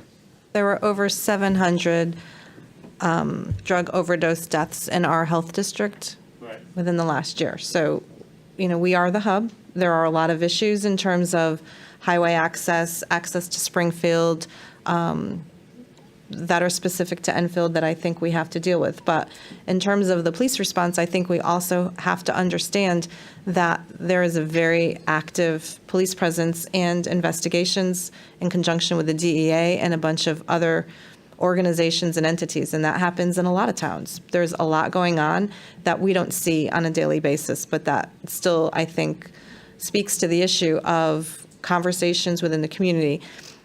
Getting people to get into recovery is very difficult. Having people stay in recovery is even more difficult. And so I do believe that one of the roles of government is providing those types of supports through programs, additional funding like grants, in order to focus those resources here. I think we all know somebody, all our families have been touched with either opioid or drug crises, overdose deaths. We've had them here with people that work in this building. It's a very difficult situation. So it's incumbent upon us in terms of whatever local policies, local programs, outreach, advocacy that we do, that it's all wrapped up together. And I think that there's a lot of work to do. Councilor Finger, and then we're going to be moving on. Go ahead. Thank you, Mayor. Through the Mayor to the town manager, did you just, I hear right that you're going to move the Ramblers over to the annex for me? That is the plan, yes. Okay, I mean, just the plan. So what do I call it, press box, is that going to be replaced? Because that was shut down, if I remember, some time back, because it's unsafe. It's very unusable. I mean, I've been in there. I spent a lot of years in that building, and I know that you go up on the third floor. I know it's kind of usable, but it was supposed to be not usable. I remember that because when I was a crew leader at Buildings and Grounds for many of years, we had to lock that up and shut it down because that's why the Ramblers moved out of there at one time to go to Enfield High. So I just want to make sure that that building is safe. You know what I mean? Because it was at a point to where it wasn't supposed to be used. So if they're going to be using it as a press box, like I said, I've been in that building 100 million times. I know what it's like. I've set up the sound system there many a times. I know what it takes to do that. I'm just saying is that we got to make sure that whoever goes in there is safe. Because when you walk up those stairs to go up, it's bad. And you know that. If you've been there, you know that stairs going up, it's bad. So just make sure it's safe. That's all I'm asking. Thank you. Thank you, Mayor. You're welcome. Councilor Nelson? Well, I guess we're hitting on some serious notes tonight. The drugs. I know firsthand. I lost my son last year because of drugs. The problem is a bunch of different problems, but the biggest one is Big Pharma. They're pushing a drug to offset heroin and fentanyl. And when these people can't get Suboxone, they go back to the heroin. It doesn't help them recover. The recovery places, they're open door. They want to just keep you coming back and coming back and coming back. And I know firsthand, recovery weakens the user to the point when they get out, they use again, they think they can do what they did, and they're dead. And it's happened again and again and again. So it needs to start with getting these people help, which is not substituting a legal drug where Big Pharma's making billions, but get them off the drugs completely. If it's 2 months of detox and it's hell for them, trust me, you'll be happy you did it, and you won't be in my situation for the rest of my life. But I would like to see that $300,000 go to educating people on the real causes here. And if we don't get the drugs out of their system, legal or illegal, they're gonna keep going back. Insurance pays for Suboxone, they lose their job, then they don't have insurance. What are they doing? Heroin's a lot cheaper than Suboxone, and fentanyl's even cheaper than that. So they're going to keep going back. And until we address the elephant in the room, and it's big pharma, nothing's going to change. They're making billions off of this while our family and kids are dying. I'm sorry. No, you're right. Thank you. I'm sorry for your loss. I wasn't aware that you had an overdose death in your family. It's real and it's personal, and unfortunately, there's so many levels of this, including big pharma. You've seen the small settlements that we've received as being part of those lawsuits against big pharma. They're pennies on the dollar in terms of the damage that it's done. The other issues are advocating at the state level in terms of available beds for treatment and the insurance regulations that surround someone getting into a treatment. You can get into a 7-day treatment program all day long. That does nothing. It's the programs that have 30 to 60 days, 90-day longevity where you start to see some progress. So it's a multi-layered issue, and it's one that is going to take an entire unified bipartisan approach in order to make some serious dents in what the issues are here in town. Okay, thank you very much. Item 10, are there any report of special committees? Okay, we'll move onward. 11, unfinished business. There are none. 12, new business. 12A, consent agenda, none. B, appointments, none. We're moving on to C, discussion resolution, the request for a transfer of funds from contingency to Public Works Capital for the purchase of a new town hall elevator for $150,000. Be it resolved that in accordance with Chapter 6, Section 8F of the Town Charter, the following transfer is made, and then the attached schedule for the account detail from contingency, the general fund, $150,000 to transfer to capital, $150,000. Capital non-recurring fund from the CNR fund revenue. General fund transfer, $150,000 to the elevator construction, $150,000. Second. Councilor Nelson, and a second by Councilor Mangini. Ellen, you want to say a couple words on this? So what we're asking you to do is anticipate the fact that we have a 12-month lead time in order to order a new elevator. So if we wait for next year's budget process, we're going to be too far gone with the potential that the elevator that's currently here will not be able to be serviced, and we would be in violation of ADA compliance. So what you're in essence doing is using contingency funds to front and allow us to move forward with an RFP and start the purchase process to replace that elevator in its entirety. Okay, thank you. Discussion. First of all, Councilor Nelson, then Councilor Mangini. So the $150,000 through the mayor to the town manager, the $150,000 is not paying for a new elevator.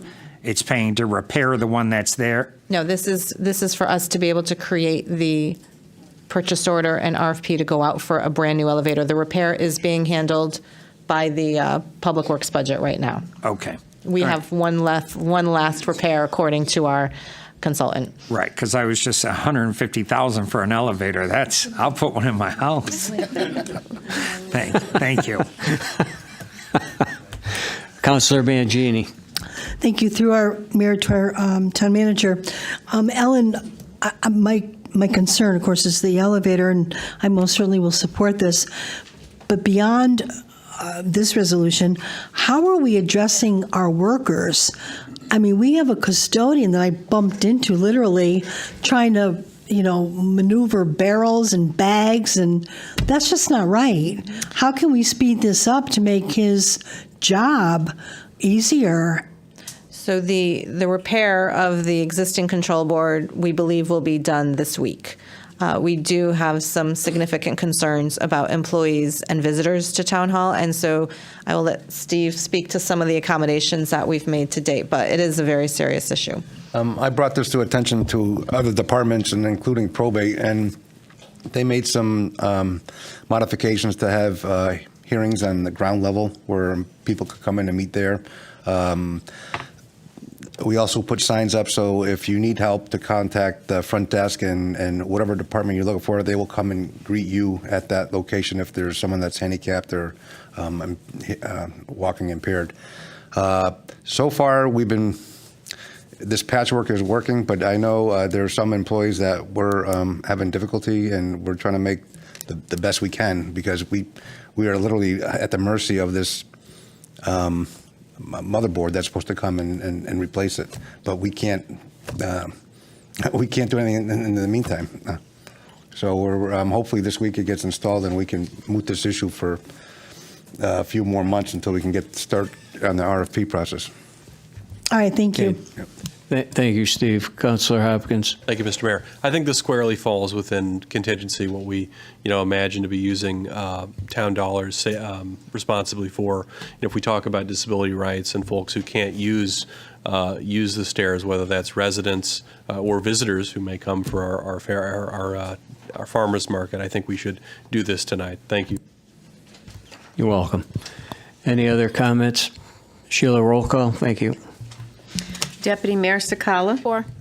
Mayor Corsati. 4. Councilor Despard. 4. Councilor Finger. 4. Councilor Hopkins. 4. Councilor Ludwig. 4. Councilor Mangini. 4. Councilor Nelson. 4. And Councilor Pisner. 4. That's 9 in favor, none against, and no abstentions. Item D, discussion resolution, the request to designate the Board of Ed facility sinking funds for the tennis courts of $85,000. Be it resolved that in accordance with Chapter 6, Section 8F of the Town Charter, the following transfer is hereby made from the Board of Ed Education Property, Plant, and Equipment Sinking Fund contingency, $85,000, to the Board of Ed Education Property, Plant, and Equipment Sinking Fund, the Tennis Courts Construction Services, $85,000. Date prepared October 12, 2022, prepared by John Wilcox, Director of Finance. So moved. Councilor Mangini, and a second by Councilor Despard. Discussion. Councilor Pisner. Okay, so I have a lot of questions on this, and I actually asked John before the meeting. When I look through our budget book, and again, I'm new to the budget, it doesn't have exactly what we have in the sinking funds. And so John said he could possibly get me that number. You have it. Thank you, I appreciate it, John. Yep. Okay, so right now the town has 3 sinking funds. One is for town property, plant, and equipment. One is for Board of Ed property, plant, and equipment, and another is for infrastructure. The town property, plant, and equipment and the infrastructure funds each have $300,000, and the Board of Ed property, plant, and equipment has $204,702 actually. So it leads me to my next question. I was very iffy on spending $600,000 on a tennis court in the beginning. I did not want to spend it, and I did not vote for the additional $200,000. We are close to $1 million now on tennis courts, on one tennis court. I cannot sit here and spend our taxpayers' money. I just can't sit here and do it. In the PAR, I'm not seeing any update as to where we are with the tennis courts. Have they been started? Are they? Nothing's been done. But we are anticipating that it's going to cost us more money. At this point, I cannot give another dime to tennis courts. Through the mayor, I think the issue is that we are the victim of some supply chain issues. There was an estimate given that we used in good faith through the budget process. And unfortunately, due to all of the competing projects and the timing attached to them, by the time we got to dealing with the tennis courts specifically after the turf and track issues and the overall improvement strategies at the high school, the price has increased. We did due diligence. We had the field turf reps look at other projects. Our athletic director, I believe, called other communities with like-sized tennis courts. These are the prices. They're not good prices. We're not happy with them either. But the role that we play is to advise you as to how to make a project work. The tennis courts are integral to the community. They're integral to the high school. Last year, we had the #1 ranked tennis player who was not able to play tennis on their home court because the CIAC determined them to be unplayable. That's an embarrassment. So what we did is we tried to be creative because we are up against the fact that we have referendum limits, and so we can't violate those. So I will let John, for the record, go through and talk about what we've done in order to make this work, which is completely allowable, creative, but also legal. And I think that is something from a transparency standpoint that we felt strongly about. But I would really encourage you to think twice about voting down this project, because all that's doing is pushing this down the pike. You have a large number of tennis courts that are right now the only playable tennis courts in the entire community, because the annex is not playable either, which is another issue. We've given over the South Road to pickleball. We have a high school varsity team, 2 of them actually. We have a responsibility to get projects done as part of this overall plant maintenance, and there's a lot that needs to be done in terms of making sure that we keep up with maintenance, and that's a big issue here in this town. But for right now, we've come across a solution that gets this project done at the cost now, and I hope that that cost isn't going to escalate, but it could. So this is what we're presenting, and I hope that once you hear how we've stacked up the financial numbers, it will be something that you can come forward to support. Okay, thank you. Councilor Ludwig, John? Yeah, so go ahead, my questions, go ahead, John. Yeah. Okay. So the sinking funds were set up in like the 2019 budget, and we started funding them at that time.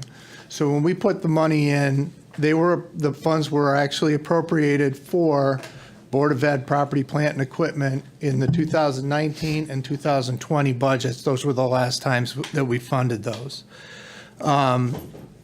So those monies met the capital appropriation requirement in those fiscal years. So we have this $85,000 would be coming out of funds that were appropriated to be spent on Board of Ed property, plant, and equipment in 2020. Okay, so that $85,000 is that year. We've had some funds appropriated in 2022, and the balance of the funding was in 2023. So that's the accumulation. All of them individually met the capital appropriation requirement from the town charter. Thank you. So Thank you. So my question, just want to make sure we're clear. This is where I just disagree a little bit. So I agree with you on how we collect the money. So when we go get audited when we do the audit, the independent audit, they're going to see 800-something thousand in 722 to 630-23 budget. So it hits the charter limit with money from prior budgets, which I agree with you. So it accumulates to fund the project. So here's what I get where when you say, I want to make sure we don't violate the charter, we're spending more than the charter limit. Yes, we're taking it from different years, but within this budget year, we're spending more than the charter allows us to. So I want to make sure that we have the backup that says and again, we do it on multiple projects where we accumulate money over years, and I'm not disagreeing with you at all. But again, going back to how we did the roofs originally, even though we accumulated more than the charter, we could only spend or allocate what the charter allowed us in that policy year. That's why I want to make sure that there's not a difference. And that's how maybe we were wrong, and I think maybe you reached out to bond counsel. So if you have an answer, I want to give you the chance to answer that. Okay, so the section of the charter states that the council may appropriate by or adopt a resolution appropriating funds for capital projects. Any such appropriation that exceeds in any fiscal year .0002 of the current grand list shall not be effective until it goes to referendum. Right. Okay, so that's where we get the referendum limit, but what they're talking about there is an appropriation of funds. Okay, the appropriation is the definition of an appropriation is a pool of money set aside for a particular purpose. Right. Okay, so this is the budget side of the equation. Once we've accumulated, we want to accumulate funds Right. to do a project that's going to cost more than the referendum limit. We accumulate the funds, but then you can actually, it doesn't mention anything about actually spending the money. Well, that's where, right, we have I think my disagreement is, I agree with you, the allocation of funds is to avoid going to referendum. It's a way of doing it over a number of years, so we don't have to go to referendum every time we do a project. But again, I thought it was my understanding, based on bond council, that's why I wanted just, if you can clarify, we still could only spend in a budget year the charter limit, even if we allocated money greater, which allowed us to not go out the referendum, but we still had to live within the charter limits of spending. That's where There's nothing that I've ever seen in the charter that specifies the spending piece. You don't want to start a project. I mean, you can break down projects into sections, but you don't want to start one until you have all the funds, because you can't guarantee that you're right. going to have. So by just this overall necessity, I think that, so for example, we appropriated funds for the South River Street Bridge. Right. We didn't start, I mean, we started doing some of the design and things like that, but once we had what the original estimate of the project was, the project price kept escalating and we kept appropriating more. And we haven't actually started the construction until we had enough money set aside to do the project.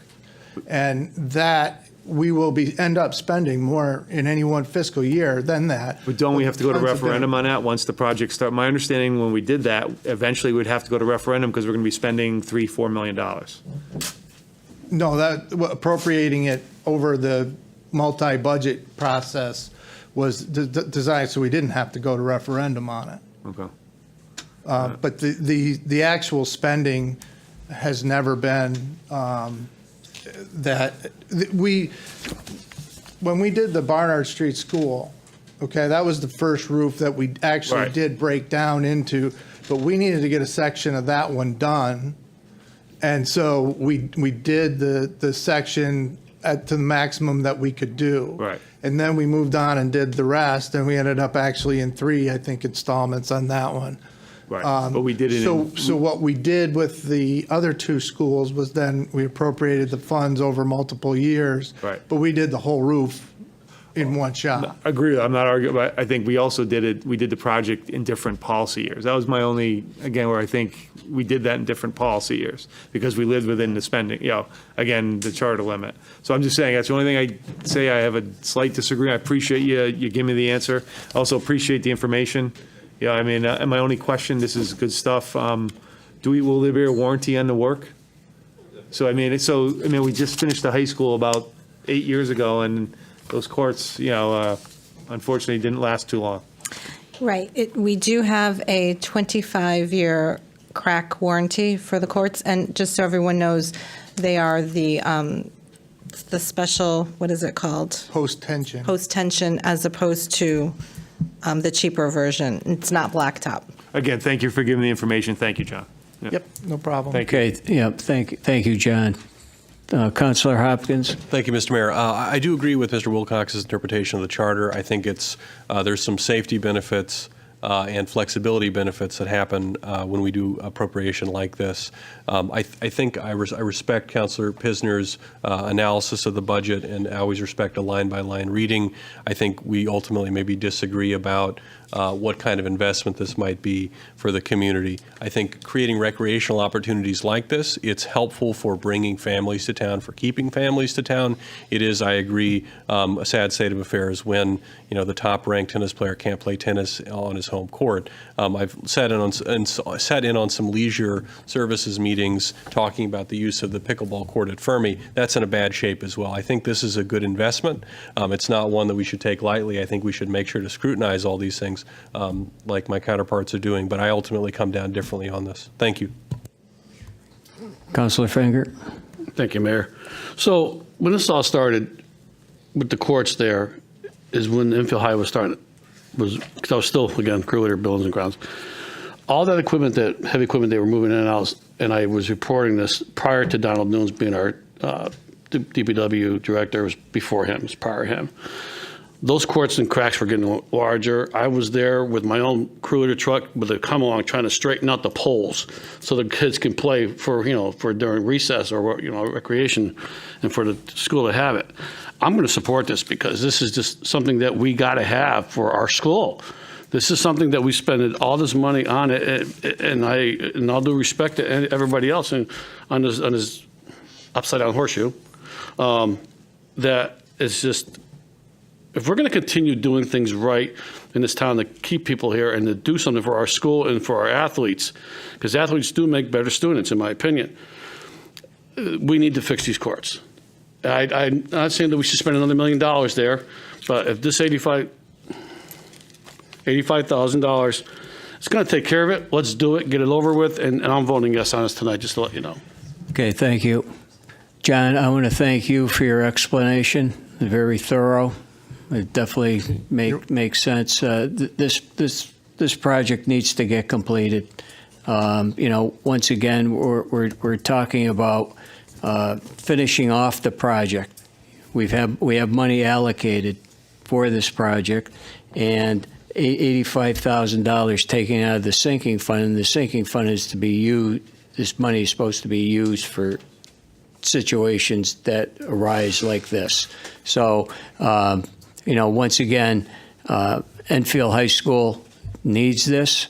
Our town needs it, and I will be supporting this. So thank you. Thank you for your explanation.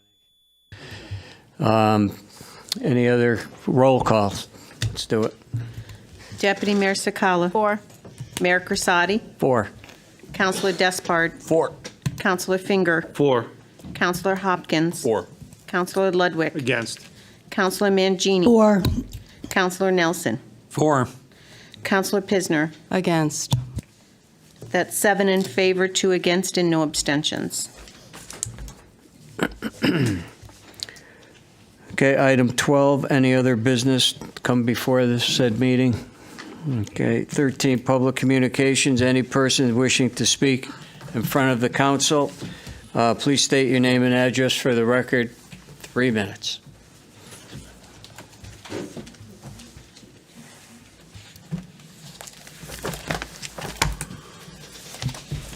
Kelly Hemmler, 10 Hartford Avenue. Of course, you'd know that, right? All the Republican campaigns asked and received permission to place the signs. Why do you think the owner checked the camera footage and gave us the tape? You are just minimizing and trying to gaslight the Republicans. Our campaigns were the victims of losing their First Amendment rights. As elected officials, you should be taking that very seriously.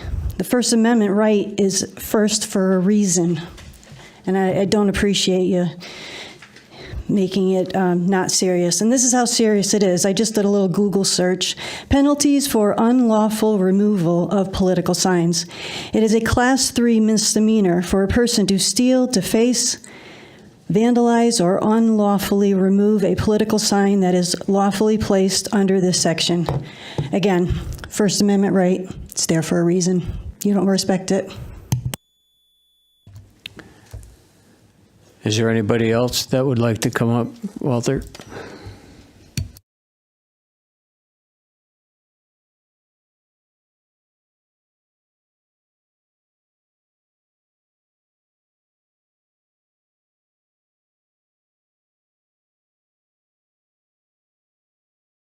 Oh, sorry.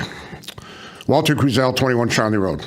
Correction to Council Ludwig, when we did do the high school, we only did a sidewalk to the tennis courts. We did not touch the tennis courts. They were not part of the renovation. We strictly stayed in the building and did parking lots, that's all. No fields, no nothing. There was a person here about EMS, and I know you guys see all these signs around town, but the sign is wrong. It's vote yes for question 2. And we should make that correction and announce it anywhere we can. Question 1 is about the doing early voting, which we definitely want to vote no on. But question 2 is about the referendum. And if the sign was done properly, there would be a treasurer listed and a PAC name, but it just says paid for by private donor. So I don't even know who to even contact and say they got to go out and make some corrections on the signs. So I don't even know if the signs are legal. So, but that's another story. And oh, I had a third thing and I can't remember. Well, not important. Thank you. Thank you. Is there anybody else that would like to come in front of the council? Okay, councilor communications are closed. Public communications are closed. Councilor communications, anybody? Okay. Do I have a motion to adjourn? Councilor Mangini, a second by Councilor Nelson. And all in favor? Aye, unanimous. Okay. Thank you, everyone. Have a good evening.